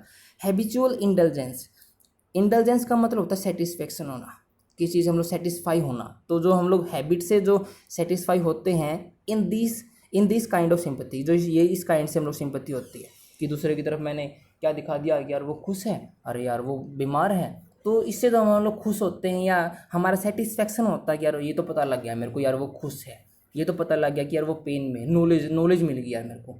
तो इस टाइप की जो सेटिस्फेक्शन है इज डैश एंड कोवार्डली जो मूर्ख है ना, मूर्ख कोवार्ड होता है ना, कोवार्ड होता हमारा एक नाउन, मूर्ख व्यक्ति। कोवार्डली होता हमारा एक एडजेक्टिव। तो कोवार्डली एल बाई सेंड हो रहा है, इसका मतलब ये नहीं है कि एडवर्ब है। इन कोवार्डली मैनर वो क्या होगा, हमारा एडवर्ब का काम करेगा। तो यहाँ पे हम लोगों को चाहिए क्या, एक एडजेक्टिव चाहिए। एडजेक्टिव इस सेंस में ही चाहिए आप लोगों को, क्यों? क्योंकि इज यहाँ पे एक मेन वर्ब है, जब भी is am are was verb main verb होगी ना, उसके आगे चीज़ या तो कम्प्लीमेंट आएगी या एडजेक्टिव आएगी। कम्प्लीमेंट नथिंग बट एडजेक्टिव ही होता है, कोई डिफरेंस नहीं होता। तो इसके आगे एडजेक्टिव आएगा, देखते हैं क्या है वो। देखते हो कोवर्टली, इनएविडेंट कि जो ये इस टाइप की जो सिंपैथी वो इनएविडेंट है। एविडेंट का मतलब होता है चीज़ साफ होना। साफ नहीं है क्या चीज़ वो, अरे यार साफ नहीं है तो कैसे पता लगेगा कि वो ये क्या है, हैबिचुअल इंटेलिजेंस मिल गई हम लोगों को। अगर साफ है तभी तो मिली ना चीज़, क्योंकि दिख रही यार सामने ही है वो चीज़ कि हम लोग क्या है अपना टाइम वेस्ट कर रहे हैं, तो हमारा ऑप्शन नहीं हो सकता ये। सेकंड है इम्बेसाइल। इम्बेसाइल का हम लोग करते हैं चीज़ वर्ड स्टूपिड के लिए। स्टूपिड होते हैं ना लोग, तो इम्बेसाइल हम लोग उसको कह सकते हैं। मोरो वर्ड होता है, मोरो MORON। देखो मोरोन पढ़ेंगे हम लोग उसको, लेकिन एक्चुअल प्रोनाउंसिएशन क्या होती है, मोरो होती है। वैसे मेरी थोड़ी प्रोनाउंसिएशन ख़राब है, लेकिन हाँ मैं थोड़े बहुत वर्ड को ठीक भी बोल लेता हूँ। तो मोरो बनेगी इसकी क्या एक्चुअल प्रोनाउंसिएशन, ठीक है। मोरो एक वर्ड होता है डंस, वो भी हमारा क्या है, इसका सिनोनिम है इम्बेसाइल का, ठीक है। डंस भी वो होता है स्टूपिड पर्सन, मोरन और स्टूपिड की क्या सिनोनिम है। तो क्या वो स्टूपिड है चीज़, ये क्या है, दिस काइंड ऑफ सिंपैथी, इस टाइप की सिंपैथी क्या है, स्टूपिड है वो, क्या है मतलब गलत तरीका है करने का, बिल्कुल क्या है बेबकवास है, कहने का मतलब ये हो सकता है। रिलेट करा या ऐसे कोवार्डली से भी रिलेट कर ये चीज़। थर्ड है अनडिजायरेबल का मतलब जिसको डिजायर नहीं करे, यार इसको सोचने लायक नहीं है कि ये मेरी डिजायर नहीं हो सकती। अनडिजायरेबल का मतलब होता है चीज़ मैं नहीं करना चाहता, लेकिन यहाँ पे तो इस टाइप की सिंपैथी की बात कर रहे हैं, वो नहीं हो सकती, ठीक है ना, ये अनडिजायरेबल नहीं हो सकती चीज़। एक्स्ट्रा ऑर्डिनरी, अरे एक्स्ट्रा ऑर्डिनरी तो यहाँ पे क्या है, पॉजिटिव वर्ड नहीं चाहिए हम लोगों को, नेगेटिव वर्ड चाहिए। एक्स्ट्रा ऑर्डिनरी तो पॉजिटिव है, अनएक्सपेक्टेड चीज़ें जब हमारे सामने हो जाती हैं और जो बढ़िया होती हैं वो होती है एक्स्ट्रा ऑर्डिनरी। तो हमारा ऑप्शन ही क्या बना, इम्बेसाइल। तो हम लोगों ने देखो इसको कर लिया। और देखो टोटली बात आप लोग थोड़ा बहुत वकैब यूज हुई और थोड़ी ही अंडरस्टैंडिंग यूज हुई है कि हम लोग एक बार पैसेज के अंदर घुस गए कि यार मेंस की बात कर रहा है, ड्यूटी की बात कर रहा है, और थोड़े थोड़े सब जो फिलर के बाद वर्ड थे वो बता भी रहे थे कि यहाँ पे आएगा क्या। यहाँ पे एलिविएट था तो ऐसी चीज़ को एलिविएट करना है, यहाँ पे सेंसिबिलिटी था सेंस से रिलेटेड थी, फेथफुली जैसा वर्ड यहाँ पे चाहिए था हम लोगों को, और मीनिंगलेस वर्ड यहाँ पे चाहिए था, और कोवार्डली वाला जैसे। तो थोड़ा रिलेट करना आना चाहिए ना हम लोगों को, तो क्योंकि जो सामने वर्ड हैं वही एग्जैक्ट वर्ड यहाँ पे चाहिए था हम लोगों को, तो बस थोड़ा हिंट चाहिए था हम लोगों को, ठीक है ना। तो इसके साथ हम लोग देखते हैं नेक्स्ट क्वेश्चन में। आगे जो है वो हमारा पैसेज गिवन है, ठीक है। तो पहले क्या कर लेते हैं, क्वेश्चन देख लेते हैं क्या क्या मतलब गिवन है। तो क्योंकि ये है कि अगर हम पहले क्वेश्चन को पढ़ लेते हैं तो बाद में पैसेज पढ़ेंगे, तो अगर कोई क्वेश्चन ऐसा लगता है या पैसेज में ऐसी लाइन आती है जिसे हमें ये लगता है भी हाँ ये मैंने पहले पढ़ा था, तो वहाँ हम थोड़ा सा ध्यान से या उसको दोबारा से पढ़ के देख सकते हैं ना। तो फर्स्ट क्वेश्चन देखते हैं, विच of the following is not true about soft skill. यहाँ पे क्या है कि जो सॉफ्ट स्किल के बारे में बात चल रही होगी उसके बारे में पूछा गया कि इनमें से कौन सी चीज़ सही नहीं है, यानी कि 3 ऐसी चीज़ होगी जो हमें पैसेज में गिवन होगी। नेक्स्ट है, what is not included in the cluster of soft skill. अब जो क्लस्टर ऑफ सॉफ्ट स्किल जो है उसके अंदर बताया भी क्या क्या चीज़ नहीं है, ये भी एक मतलब एक नहीं है जो बताना है, 3 होंगे एक नहीं होगा। नेक्स्ट है, what all skills an aspirant seeking a job should possess to build his career. कि कौन कौन सी जो स्किल है वो जो एक को एस्पिरेंट है यानी कि जो कोशिश कर रहा है, जो बंदा है जिसने अपना अप्लाई किया है जॉब के लिए, वो उसके अंदर कौन कौन सी जो स्किल है वो बिल्ड करने की कोशिश करता है वो बताना है। फिर हमें एक सूटेबल टाइटल बताना है 49 में इस पैसेज के लिए क्या रहेगा। और लास्ट है, according to the passage which of the following statement is incorrect. और इन जो ये स्टेटमेंट हमें जो गिवन है उनमें से बताना है कि कौन सी जो स्टेटमेंट है वो सही नहीं है। एक तो देख लेते हैं कौन सा है। एक तो corporates want a holistic view of things, soft skill can not be duplicated with any other skill, soft skills are just confined to an individual, an aspirant seeking job needs to have combination of ethics and attitudes to climb up the ladder of success in corporate world। ठीक है, देख लेते हैं, ये पढ़ेंगे तब हमारे पास बीच में आ जाता है या नहीं आता। तो हम पहले पैसेज को अच्छे से पढ़ लेते हैं। तो पढ़ते हैं, soft skills refer to non technical personality specific skills that are easy to learn and follow compare to technical skill. देखो यहाँ पे सॉफ्ट स्किल्स बात है। सॉफ्ट स्किल क्या होती है? सॉफ्ट स्किल्स होती हैं भी जो हमारे पास जो स्किल्स होती हैं उनका कम्बिनेशन, कह सकते हैं सोशल स्किल, यानी कि लोगों के साथ हम कैसे बात करते हैं, कम्युनिकेशन भी हो जाता है लोगों के साथ, सोशल तो हो जाता है सोसाइटी में हम कैसे रहते हैं, कैसे मिलजुल के रहते हैं या नहीं रहते। एक कम्युनिकेशन हो जाता है कि हम लोगों के साथ कैसे बात करते, कैसे कम्युनिकेट करते हैं। ये जो स्किल्स होती है ना हमारे अंदर, वो होता है सॉफ्ट स्किल्स। ये रेफर करती है किसको? To non technical. अब नॉन टेक्निकल भी वही होती है। नॉन टेक्निकल का मतलब है, यहाँ पे आगे टेक्निकल गिवन है। टेक्निकल होता है कि कोई पर्टिकुलर चीज़, जैसे कि टेक्निक से अगर हम लेके चलें, टेक्नोलॉजी से, यानी कि जब हम कहते हैं कि टेक्नोलॉजी है, जैसे कंप्यूटर की अलग टेक्नोलॉजी होगी, मोबाइल की अलग होगी, है ना, तो वो एक पर्टिकुलर स्पेसिफिक हो जाता है। और टेक्निकल स्किल्स कौन सी हो जाएगी? जो एक स्पेसिफिक टास्क को डिफाइन करती हो। कैसे? जैसे मान लो मेरी जो है वो राइटिंग अच्छी है, यानी कि मैं नोवेल वगैरह लिखूं, उसके अंदर मेरी जो भी स्किल है वो अच्छी है, तो वो मेरी टेक्निकल स्किल है। यानी कि मैं सिर्फ राइटिंग में अच्छी हूँ, मैं स्पीकिंग में बढ़िया नहीं हूँ, या मैं लोगों के साथ बात करने में बढ़िया नहीं हूँ। मेरी जो स्पेशलिटी है वो क्या है? राइटिंग है, यानी कि एक स्पेशल टास्क को डिफाइन करता है। जबकि नॉन टेक्निकल क्या हो जाता है? नॉन टेक्निकल हो जाती है हमारी सभी चीज़, कि हमारी राइटिंग कैसी है, ठीक है, हमारी स्पीकिंग कैसी है, हम बोलते कैसे हैं, कैसे लोगों से बिहेव करते हैं, हमारा बिहेवियर कैसा है ना, हमारी कम्युनिकेशन स्किल कैसी है, वो सब चीज़ें होती है। जॉब के अंदर जनरली कहते हैं कि नॉन टेक्निकल स्किल्स भी होनी चाहिए, टेक्निकल नहीं। मतलब ये कि एक पर्टिकुलर नहीं, बंदे को क्या है, वैरायटी होनी चाहिए उसके अंदर, बहुत ज़्यादा अलग अलग जो स्किल्स है वो होनी चाहिए, उसके बारे में बता रहा है। तो जो सॉफ्ट स्किल है वो रेफर किसको करती है? नॉन टेक्निकल को। पर्सनैलिटी स्पेसिफिक स्किल, कि बंदे की पर्सनैलिटी कैसी है, उसका एटीट्यूड कैसा है, किसी चीज़ के बारे में वो पॉजिटिव सोचता है या नेगेटिव सोचता है ना, वो उसकी पर्सनैलिटी डेवलपमेंट की बात हो जाती है। वो स्किल्स उसकी कैसी है उसको रेफर करता है। फिर कह रहा है that are easy to learn and follow. अब सॉफ्ट स्किल जो है उनके बारे में बताया जा रहा है, वो क्या है? बहुत ईजी है उनको सीखना और उनको फॉलो करना, यानी कि हम उसे अपने लाइफ में अपना भी सकते हैं, उनको सीख भी सकते हैं और उनको फॉलो भी कर सकते हैं। कंपेयर टू टेक्निकल स्किल्स, कि जो टेक्निकल स्किल्स हैं उनके कंपैरिजन में, यानी कि ये है कि एक पर्टिकुलर अगर हमें चीज़ सीखनी हो, मान लो कि सिर्फ राइटिंग ही राइटिंग है, एक स्पेशल टास्क है, और एक होता है कि अलग अलग चीज़ें। वो जो सॉफ्ट स्किल्स है, जो नॉन टेक्निकल जो है, वो हम क्या है, जल्दी सीख सकते हैं, उनको सीखना ईजी है, क्योंकि बहुत ज़्यादा लोगों के साथ मिलजुल के रहेंगे। अब देखो, एक हमें राइटिंग करनी हो तो सभी तो राइटिंग नहीं करते ना, सभी तो नोवेल नहीं लिखते, है ना।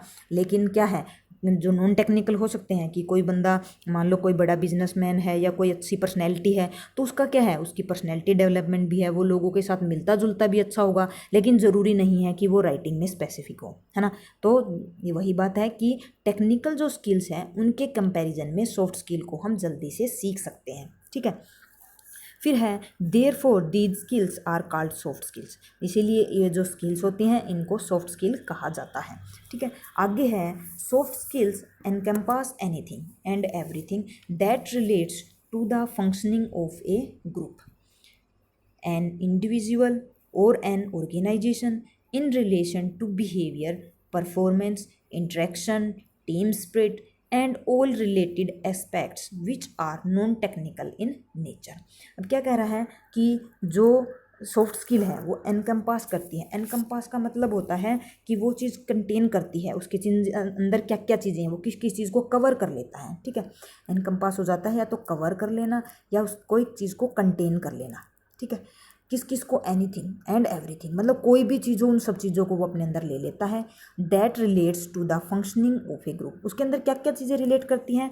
फंक्शनिंग ऑफ ए ग्रुप, यानी कि आप ग्रुप के अंदर भी कोई भी काम कर सकते हो, लोगों से मिलजुलते हो तो उसके अंदर आप काम कर सकते हो। एन इंडिविजुअल, एक अकेला बंदा जो है वो भी अपनी जो स्किल्स है उनको इम्प्रूव कर सकता है। और an organisation in relation to behaviour, अगर बिहेवियर की बात करें तो वो क्या है, एक ऑर्गेनाइजेशन के अंदर भी अच्छे से काम करती है, यानी कि उनकी ऑर्गेनाइजेशन कैसी है, कोई हम कंपनी में काम करते हैं वहाँ हमारा लोगों के साथ बिहेवियर कैसा है, वो चीज़ें। परफॉर्मेंस, हमारी परफॉर्मेंस कैसी है, हमारे एग्ज़ाम की परफॉर्मेंस भी हो सकती है, अगर हम कोई कंपनी के अंदर काम करें वहाँ हमारी परफॉर्मेंस कैसी है, हमें कैसे अपनी परफॉर्मेंस को बढ़ाना चाहिए, ठीक है। इंट्रैक्शन हो जाता है लोगों के साथ हम मिलते जुलते कैसे हैं, है ना, कि उनके साथ हम कनेक्ट होते हैं नहीं होते, उनकी बातों को हम समझ पाते हैं नहीं पाते, अपने व्यू उनको समझा पाते हैं नहीं समझा पाते, वो चीज़ें। नेक्स्ट है टीम स्पिरिट।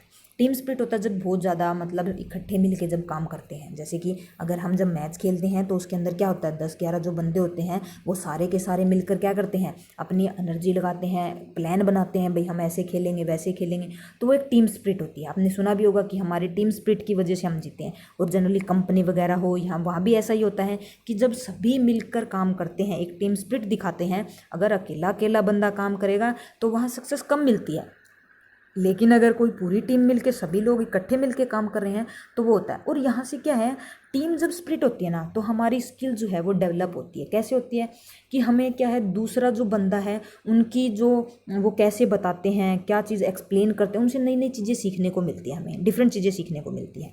ठीक है, आगे है and all related aspects which are non technically nature. और सारे के सारे एक्सपेक्ट, सारे के सारे पहलू जो नॉन टेक्निकल जो होते हैं, जो नेचर में उनसे रिलेट करते हैं। ठीक है, यानी कि यही कह रहा है कि जो सॉफ्ट स्किल है उसके अंदर ये चीज़ें आती हैं। ग्रुप में भी आप फंक्शन कर सकते हो, यानी ग्रुप में भी सब चीज़ें सीख सकते हो, और ये सब चीज़ें इंडिविजुअल भी सीख सकते हो। टीम स्पिरिट भी होती है, इंटरेक्शन भी होता है, हमारी परफॉर्मेंस भी है, वो सब चीज़ें जो सॉफ्ट स्किल है अपने अंदर कवर कर लेती हैं। देखो हमने फर्स्ट क्वेश्चन पढ़ा था जिसमें हमें बताया था कि विच of the following is not true about soft skill, है ना। तो फर्स्ट पैसेज में हमें जो इसका आंसर मिल सकता है, ऑप्शन देख लेते हैं क्या क्या गिवन है पहले। They are easy to learn, कि उनको सीखना आसान है। हाँ, हमने अभी पढ़ा था कि easy to learn and easy to follow. फिर है it involves team spirit, team spirit भी अभी हमने देखा। It is non technical skill, ये भी बताया गया है। It does not relates to an individual, कि ये इंडिविजुअल से रिलेट नहीं करता, लेकिन देखो यहाँ हमें बता रखा है कि ये इंडिविजुअल से रिलेट करता है। देखो इजी टू लर्न और इजी टू फॉलो हमारा ये पे यहाँ पे हो गया, और ये क्या है, नॉन टेक्निकल इन नेचर है ना, नॉन टेक्निकल इन नेचर है। ठीक है, और जो हमारा एक ऑप्शन और है वो हमारा है कि जो ये है इन्वॉल्व करता है टीम स्पिरिट को। ठीक है, तो ये बता रखा है, ये देखो टीम स्पिरिट भी है, लेकिन इंडिविजुअल भी है। देखो एन इंडिविजुअल भी relates to the in functioning of a group और एन इंडिविजुअल। अब इंडिविजुअल से भी रिलेट करता है ना, तो लेकिन हमें ऑप्शन में गिवन है कि वो नहीं करता, तो यही हमारा राइट ऑप्शन होगा कि नोट ट्रू बताना है जो चीज़ सही नहीं है, और यही हमारा सही नहीं है कि वो इंडिविजुअल से रिलेट नहीं करता। रिलेट सॉफ्ट स्किल जो है वो रिलेट करती है। ठीक है, आगे पढ़ते हैं। आगे है हमारा in today's competitive world, the only sustainable competitive advantage that cannot be duplicated is the soft skills, that is the quality, drive, enthusiasm and leadership ability of the people of the organization। ये कह रहे हैं कि जो आज का जो क्या है वर्ल्ड जो है कैसा हो चुका है, कम्पिटिटिव, यानी कि जो कंपटीशन है वो बहुत ज़्यादा बढ़ चुका है। हर चीज़ में होड़ लगी हुई है। आप एसएससी में चले जाओ वहाँ बहुत ज़्यादा कंपटीशन है, बैंक में चले जाओ वहाँ बहुत ज़्यादा कंपटीशन है, कोई बिजनेस स्टार्ट कर लो वहाँ भी बहुत ज़्यादा कंपटीशन। बस वही है कि हर चीज़ में कंपटीशन बहुत ज़्यादा बढ़ चुका है। ठीक है, the only sustainable competitive advantage, कह रहे सस्टेनेबल का मतलब होता है जो चीज़ बनाए रखे, यानी कि मेंटेन जो रहती हो हमेशा के लिए, हमेशा की जो चीज़ बनी रहती है वो जो है only sustainable competitive advantage that can not be duplicated is the soft skill. कि जो कंपिटिटिव जो एडवांटेज हम किसी चीज़ का ले सकते हैं, जिसको हम बनाए रख सकते हैं और जिसको क्या है हम डुप्लीकेट नहीं कर सकते, यानी कि उसकी कोई डुप्लीकेट कोई हमारी कॉपी नहीं कर सकता, वो क्या है सॉफ्ट स्किल। यानी कि सॉफ्ट स्किल जो है वो हम अपनी खुद की जनरेट करते हैं। हम अपने अंदर अपनी जो हमारी जो परफॉर्मेंस है, हमारा जो इंटरेक्शन है, जो लोगों के साथ मिलने जुलने का या उनका इन्फ्लुएंस हमारे ऊपर क्या है, या लोगों के साथ हम कैसे कनेक्ट करते हैं, टीम स्पिरिट कैसी है हमारी, ये सब चीज़ें जो है वो हमसे कोई और हमारी कॉपी नहीं कर सकता। सबको अपनी अपनी क्या है, अपनी अपनी जो स्किल्स हैं उनको डेवलप करना पड़ेगा। और उसमें बताया भी है कौन कौन सी, the quality, drive, enthusiasm and leadership ability. हमारी क्वालिटी कैसी है, काम करने का तरीका कैसा है, कैसे हम अपनी जो वर्क है वर्क एफर्ट कैसे लगा रहे हैं। ड्राइव का एक मतलब तो होता है जब हम गाड़ी ड्राइव करते हैं, है ना। एक होता है हमारी डिज़ायर, कि हम क्या क्या चीज़ चाहते हैं, हमारी नीड क्या है, आवश्यकताएं क्या हैं, हम कैसे उसको अचीव करना चाहते हैं। एंथुसियाज्म होता है हमारा क्या है, जो उत्साह होना, कि हम कैसे उत्साहित होकर काम कर रहे हैं या नहीं कर रहे हैं। आगे है लीडरशिप एबिलिटी, कि हमारी लीडरशिप एबिलिटी है या नहीं। Of the people of an organisation, कि लोग जो ऑर्गेनाइजेशन है, कोई कंपनी की अगर बात करें तो उसमें लोगों की क्या क्या काम करती है, क्वालिटी करती है, उनकी डिज़ायर, उनका उत्साह, और एक लीडरशिप क्वालिटी भी। क्योंकि देखो एक अच्छा लीडरशिप, एक लीडर होगा वही अपने जो कंपनी है, अपना जो भी कोई काम कर रहा है, अपना कोई बिजनेस है, उसको आगे तक लेके जा सकता है ना। तो वही बता रहा है कि जो ऑर्गेनाइजेशन के अंदर इन इन चीज़ों की ज़रूरत होती है और ये जो स्किल्स हैं उनको कोई डुप्लीकेट कोई कॉपी नहीं कर सकता। नेक्स्ट है to be more precise, soft skill refers to the cluster of personality trait, interpersonal skill, social grace, etiquettes, personal habits, friendliness, leadership skills and optimism that mark each of us to varying degrees. क्या कह रहा है कि अगर careful तरीके से देखें, to be more precise, precise का मतलब होता है बहुत ज़्यादा ध्यान से देखना, एग्जैक्ट होना, कोई चीज़ बिल्कुल अप टू चीज़ होना, उसको देखें तो जो सॉफ्ट स्किल है वो रेफर करती है क्लस्टर ऑफ पर्सनैलिटी ट्रेट्स। ठीक है, किसको करती है? क्लस्टर। क्लस्टर का मतलब होता है कि ग्रुप, यानी कि बहुत ज़्यादा किसी चीज़ का झुंड होना, जो ग्रुप है उसको दिखाती है किसकी? पर्सनैलिटी ट्रेट की। पर्सनैलिटी ट्रेट का मतलब होता है कि बंदा कैसे, किसी भी बंदे की कोई रिफ्लेक्ट होना, कैसे, क्या क्या चीज़ रिफ्लेक्ट होना, उसकी करेक्टरिस्टिक, उसका करेक्टर कैसा है, उसके जो थॉट हैं वो कैसे हैं, वो बिहेव कैसे करता है, उसकी फीलिंग कैसी है, लोगों से मिलता जुलता क्या है, कैसे है, वो सब चीज़ें जो होती हैं वो होती हैं आपकी पर्सनैलिटी ट्रेट्स। यानी कि उनकी जो जो चीज़ें हैं, उसके बिहेव करने का, उसका करेक्टरिस्टिक कैसा है, उसके जो सोचने का तरीका है वो कैसा है, उनका जो ग्रुप है वो रेफ़र करता है किसको? सॉफ्ट स्किल, वो दिखाता है। नेक्स्ट है हमारा इंटरपर्सनल। इंटरपर्सनल स्किल्स होती हैं कि हमारी एबिलिटी कैसी है, कि हम लोगों से कम्युनिकेट कैसे करते हैं, लोगों से इंटरेक्ट कैसे होते हैं, उनसे कैसे बोलते हैं, कैसे उनके बारे में जानने की कोशिश करते हैं, वो सब चीज़ें। फिर हमारा है सोशल ग्रेसेस। सोशल ग्रेसेस भी होता है कि हम पॉलिटिकली कोई चीज़ को कैसे देखते हैं, मान लो कोई सोशल सिचुएशन है, उसको हम किस प्रकार से लेते हैं, किस प्रकार से उसको हैंडल करते हैं। मान लो अगर कोई कंपनी है, ठीक है, कंपनी का कोई प्रोडक्ट है, वो लोगों को मान लो पसंद नहीं आ रहा, तो हमें लोगों के साथ कैसे बिहेव करना है, सोसाइटी को कैसे उनको सोसाइटी को कि हमारा जो वो है, जो हमारी इंटरपर्सनल स्किल्स होगी और जो सोशल ग्रेस है, सोशल ग्रेस हो जाता है कि वही जो मैंने अभी बताया कि जो कंपनी है, कि कोई कंपनी प्रोडक्ट बेच रही है, उनका लोगों के साथ कैसे बिहेव कर रहे हैं, कैसे लोगों के साथ इंटरेक्शन करना है, उनको कैसे समझाना है, वो सब चीज़ें। ठीक है, एटिकेट्स, एटिकेट्स होता है हमारे बिहेव करने का तरीका ही। ठीक है, पर्सनल हैबिट, हमारी मतलब पर्सनल हैबिट क्या है, हम मतलब मेरे को क्या क्या चीज़ें पसंद है, मतलब मॉर्निंग वॉक पसंद है, या कैसे कितने बजे उठना है, वो सब चीज़ें हैबिट्स हो जाती है। फ्रेंडलीनेस, फ्रेंडलीनेस हो गया कि दोस्ती दिखाना किसी के साथ, किसी को हर सबके साथ क्या है, दोस्तों की तरह रहना, उनको मतलब अलग नहीं समझना। लीडरशिप स्किल की मतलब लीडरशिप होना, लीडरशिप क्वालिटी होना उसके अंदर, कि कैसे अपनी जो कंपनी वगैरह है उनको, या पूरा जो ग्रुप है उसको कैसे लेकर चलता है। ऑप्टिमिज्म, ऑप्टिमिज्म हो जाता है आशावादी होना, यानी कि किसी चीज़ को पॉजिटिव वे से सोचना। अगर मान लो कोई कंपनी का प्रोडक्ट नहीं बिक रहा, तो वो ये नहीं सोचता कि नहीं मतलब बंद कर दो भाई कंपनी, अब काम ही नहीं करना, बिक तो रहा नहीं है, लेकिन ऐसा नहीं सोचना। क्या करना? ऑप्टिमिज्म रहना, ऑप्टिमिस्ट रहना, यानी कि पॉजिटिव रहना, आशावादी रहना।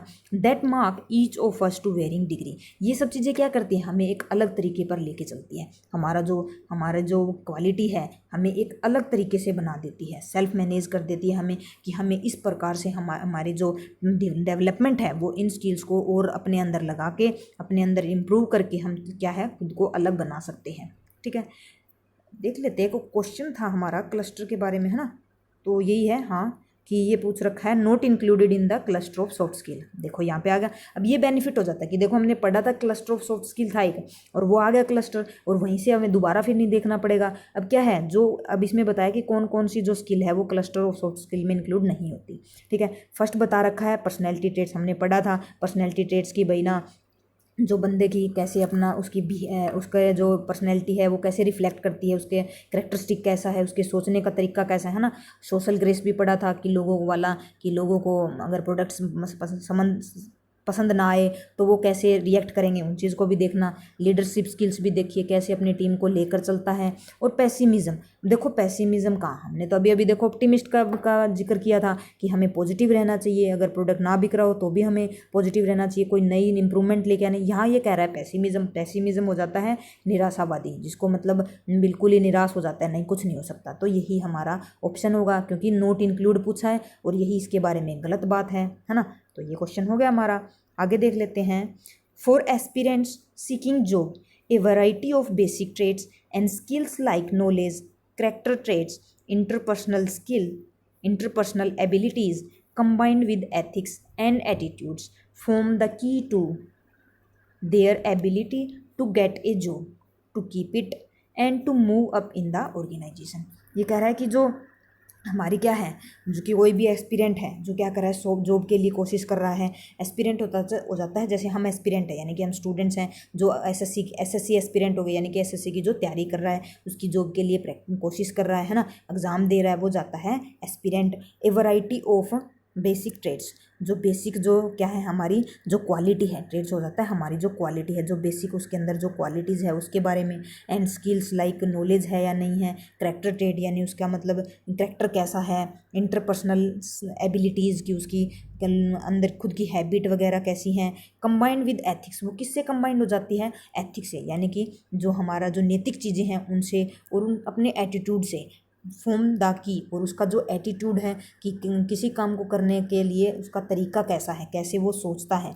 Form the key to their ability to get a job, to keep it and to move up in the organisation, कि वो क्या करता है किसी भी ऑर्गेनाइजेशन में अपनी जॉब पा लेता है, उसको कीप करता है यानी कि बनाए रखता है, and to move up in the organisation, और ऑर्गेनाइजेशन में और भी ऊपर से ऊपर चला जाता है, यानी कि अपनी इन स्किल से अपने क्या है जॉब, उसको जॉब भी मिल जाती है और वो क्या उसको अपनी जॉब को बनाए भी रखता है और ऐसे काम भी करता है जिससे जो ऑर्गेनाइजेशन भी ऊपर बढ़े और उसकी भी जो है जो पोजीशन है वो ऊपर बढ़ती रहे। फिर कह रहा है for corporate soft skills are about projecting one self and one's professional skills in the best possible way and taking a holistic view of things. ये कह रहा है कि फॉर कॉर्पोरेट हो जाता है किसी के साथ मिलकर कोई काम करना, यानी कि ग्रुपिंग होना, ग्रुप में किसी के साथ काम करना। उसकी अगर बात करें तो सॉफ्ट स्किल जो है वो about projecting one self. Projecting one self का मतलब हो जाता है कि अपने को किस प्रकार से ढालता है उसके according. And one's professional skill, और उसकी जो प्रोफेशनल स्किल्स हैं वो कैसी है, कैसे मतलब बिल्कुल एक अच्छे प्रकार से, बिल्कुल यानी कि एक्सपीरियंस तरीके से काम करता है, नहीं इन द बेस्ट पॉसिबल वे, बिल्कुल बढ़िया तरीके से।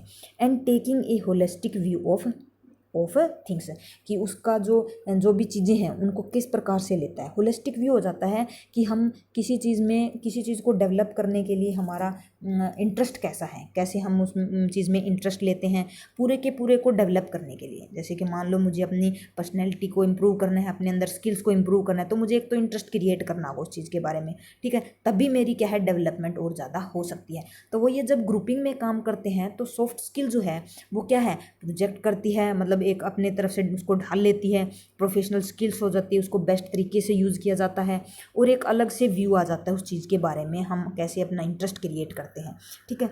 फिर है they are about how you interact with and react to others when you come into contact with them. They enable you to zero down to the most important point you want to make, but in an active and charming manner. ये कह रहा है कि they और are about how you interact with and react to other, कि वो सब चीज़ें क्या हैं कि कैसे आप मतलब उस चीज़ को इंटरेक्ट करते हो, उन चीज़ को कैसे मिलते हो, कैसे देखते हो, कैसे उनको रिएक्ट करते हो दूसरी चीज़ों पे। When you came to contact with them, जब उनसे कॉन्टैक्ट में आप आते हो, कि ये दूसरे लोगों के साथ आते हो, जब अपनी ये जो डेवलपमेंट है सॉफ्ट स्किल को बनाते हो तो लोगों के साथ मिलते जुलते हो तो कैसा आपका उनके साथ बिहेवियर रहता है। They enable you to zero down to the most important point you want to make, जब आप क्या करते हो जीरो डाउन करते हो, यानी कि दे अनेबल आपको अनेबल करते हैं to zero down. Zero down का मतलब होता है किसी एक पर्टिकुलर जो हमारा एम है उसके ऊपर टारगेट करना, ठीक है, वो होता है जीरो डाउन। जब आप क्या है वो आपको अनेबल करते हैं कि आपका जो सबसे इम्पोर्टेंट जो टारगेट है वो आप अचीव करना चाहते हो या आप जो बनाना चाहते हो, यू वांट टू मेक, जो आप अपना बनाना चाहते हो, but in an attractive and charming manner. तो वो आपको ये भी कर सकते हैं कि देखो अगर हमारी जो स्किल्स है वो बहुत ज़्यादा अच्छी होती है तो हमारे साथ वाले क्या सोचते हैं कि देखो इसका करने का तरीका बढ़िया है, भाई इसका करने का तरीका बढ़िया है तो हमें इसकी हेल्प करनी चाहिए, है ना। तो वो यहाँ पर वही कह रहा है कि जब आपकी ये सब चीज़ें इंप्रूव हो जाती है ना तो वो दूसरे जो आपके साथ हैं वो भी, और जो स्किल्स हैं ये भी आपको क्या करती है हेल्प करती है, जो एम आपने क्या है बना रखा है, और वो क्या करेगी आपको एक ऐसे ही नहीं आपके अंदर एक मतलब पुश कर देगी आपके एक अट्रैक्टिव और चार्मिंग मैनर में, यानी कि बहुत ज़्यादा अट्रैक्टिव हो जाएगा, बहुत ज़्यादा फलने फूलना हो जाएगा, यानी कि बहुत ज़्यादा किसी चीज़ को अट्रैक्ट करने वाली हो जाएंगे। वो जो आप एम जो आपने बनाया है ना वो आपका अट्रैक्टिव हो जाएगा। ये सब चीज़ें आपको उसके अंदर हेल्प करती है। ठीक है, तो वही है कि हमारे यहाँ पर स्किल के बारे में बताया गया है, हमारे अंदर स्किल्स कैसी होनी चाहिए, कैसे हम मतलब ग्रुपिंग के अंदर स्किल्स को इम्प्रूव कर सकते हैं, और कौन कौन सी स्किल्स है, वो बहुत सारी स्किल्स इसके अंदर बताई गई है। तो क्वेश्चन देख लेते हैं। जो क्वेश्चन हमारा 46 और 47 जो है वो हमने डिस्कस कर लिया था। 48 देखते हैं। What are skills an aspirant seeking a job should possess to build his career. देखो हमने ये पढ़ा था कि एक एस्पिरेंट जो जॉब के लिए कोशिश कर रहा है ना, उसके अंदर कौन कौन सी स्किल होनी चाहिए। इसने बताया interpersonal skill, interpersonal abilities, character traits, knowledge, या ऑल ऑफ दिस। देख लेते हैं। हमारा यहाँ पे था, ये रहा एन एस्पिरेंट सीकिंग ए जो वैरायटी ऑफ स्किल्स होती हैं, उसके अंदर उन्होंने एक इंटरपर्सनल एबिलिटी बताया, ठीक है, करेक्टर ट्रेट बताया, ठीक है, और एक और हमारा था नॉलेज। तो ये नॉलेज भी देखो सारी चीज़ गिवन है, और ये तीन ही तो ऑप्शन गिवन थे, और एक ऑल ऑफ दीज है, तो फोर्थ ऑप्शन हमारा राइट रहेगा। नेक्स्ट है select the suitable title for the passage. अब पैसेज के लिए जो सुटेबल टाइटल है वो कौन सा है। देखो soft skill, a non technical skill, your competitive advantage, a complete skill, या द बेस्ट लीडरशिप स्किल। ठीक है, ये चीज़ें बतानी है। अब देखो इसमें क्या है, नॉन टेक्निकल। देखो सॉफ्ट स्किल जो है वो नॉन टेक्निकल तो है ही, ठीक है। एक कंप्लीट स्किल भी है कि बुरी अच्छी तरह से कितनी चीज़ों को कवर करता है, कि कंप्लीट स्किल भी है। यूर कम्पिटिटिव एडवांटेज, कि एक आपका जो कम्पिटिटिव एडवांटेज, मेन तो इसमें यही जिक्र किया है कि अगर एक जो वर्ल्ड है वो कम्पिटिटिव हो चुका है, या फिर द बेस्ट लीडरशिप स्किल, कि या जो सॉफ्ट स्किल है वो बेस्ट लीडरशिप स्किल है। देखो हम एक पर्टिकुलर चीज़ को नहीं डिफाइन कर सकते, जैसे नॉन टेक्निकल एक पर्टिकुलर हो गया, एक लीडरशिप स्किल हो गया, है ना, एक पर्टिकुलर चीज़ को हम नहीं दिखा सकते।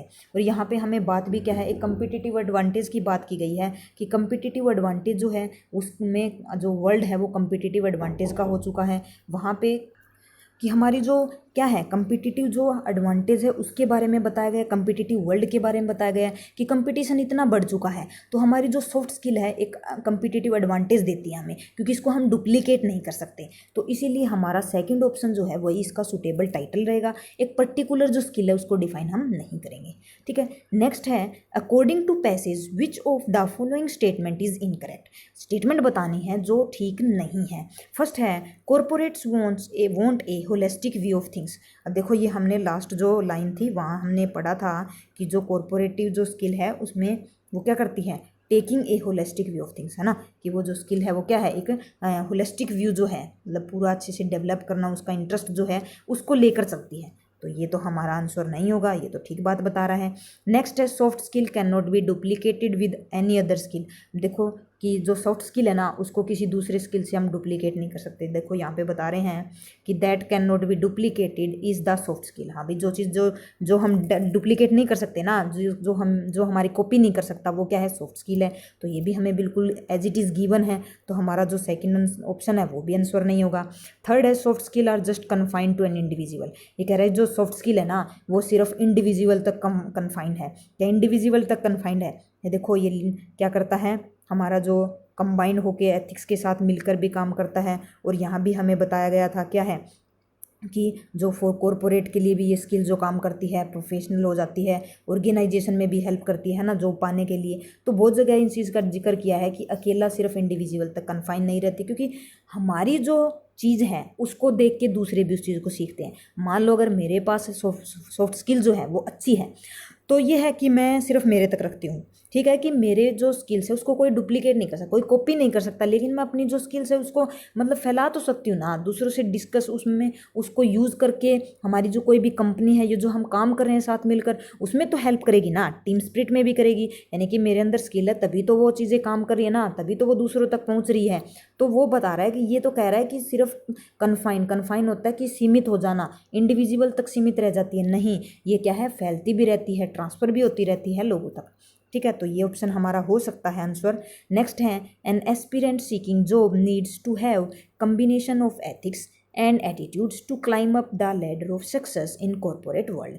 कि जो एस्पिरेंट जो जिसको जॉब के लिए तैयारी कर रहा है, जॉब ढूंढ रहा है ना, वो क्या है, कंबाइन करता है एथिक्स से, एटीट्यूड से, टू क्लाइम अप चढ़ने के लिए लैडर ऑफ सक्सेस, यानी कि सक्सेस की ऊंचाई पर सक्सेस की सीढ़ियों पर चढ़ने के लिए वो ये सब चीज़ों की कोशिश करता है। इन कॉर्पोरेट वर्ल्ड ये हेल्प करती है। देखो ये हमें ना जो ये यहाँ पे था गिवन है कि देखो for aspirant seeking job a variety of basic trades and skill, सब चीज़ें बताएंगे। कंबाइंड विद एथिक्स एटीट्यूड हो जाता है, वो क्या करता है साथ में रखता है, तो उसकी एबिलिटी वो जॉब मिल जाती है, उसको बनाए रखता है ऑर्गेनाइजेशन के अंदर। अब देखो पूरा की पूरी लाइन वही की वही सेम टू सेम हमें ऊपर गिवन है, तो ये भी हमारा आंसर नहीं हो सकता। हमारा आंसर कौन सा होगा? थर्ड, जो हमारा राइट आंसर है। तो हमने जो देखो इसके अंदर जो हमारा सीपीओ का टेस्ट किया है, इसमें हमने सब चीज़ों को डिस्कस किया, यानी कि वैरायटी ऑफ क्वेश्चन है इसके अंदर।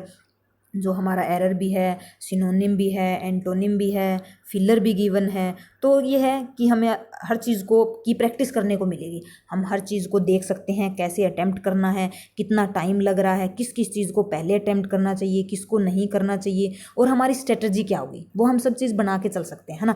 तो यही हमें बेनिफिट देगी। जो हम टेस्ट देते हैं ना, उनका यही बेनिफिट होता है कि मतलब हम स्ट्रेटजी बना सकते हैं। अब मान के चलो कि अगर हम डायरेक्ट बिना कोई टेस्ट को अटेम्प्ट किए अगर एग्जाम में बैठ जाएं, तो हमें पता ही नहीं चलता कहाँ से स्टार्ट करना है और कहाँ से स्टार्ट नहीं करना। तो इससे बेटर यही है कि हम क्या करें, पहले टेस्ट दें, जितने ज़्यादा टेस्ट दे सकते हैं उतने टेस्ट दें, उतनी ज़्यादा प्रैक्टिस करें, और हमेशा स्ट्रेटजी अपनी अलग रखनी है, एक नहीं रखनी। ये नहीं करना हमेशा से फर्स्ट क्वेश्चन से स्टार्ट कर दिया और वो करते करते आप 50 तक पहुँचोगे, ऐसा नहीं करना। या फिर आपने ये कर लिया कि मान लो कि पहले जो सिनोनिम है उनको देख लिया, एंटोनिम नहीं, या पहले कोई पैसेज, हमेशा चेंज करते रहो। एक दिन आप क्या करो, पहले क्लोज टेस्ट को करके देख लो, भाई आज क्लोज टेस्ट अटैम्प्ट करके देखते हैं, उसके बाद बाकी क्वेश्चन करेंगे। कभी देख लो कि हम पैसेज को अटैम्प्ट करके देखते हैं, फिर बाकी क्वेश्चन देखेंगे। तो अपने ने जो स्ट्रेटजी है उसको चेंज करते रहो, मोल्ड करते रहोगे तो वैसे ही स्ट्रेटजी। और जो बिल्कुल जब ये लगे जहाँ पर आपका जो स्कोर कार्ड है, जो स्कोर है वो अच्छा बन जाता है, वहाँ पर क्या करो, वहाँ पर उसी स्ट्रेटजी को 4-5 दिन लगातार लगा के देखो कि ये कितना वर्क करती है, इसमें कैसे और इम्प्रूव हो सकता है। तो वैसे उसी अकॉर्डिंग आपका जो स्कोर है वो बूस्ट होता रहेगा। तो ठीक है, आज के लिए हम बस यहीं पर विदा लेते हैं आपसे। Bye bye.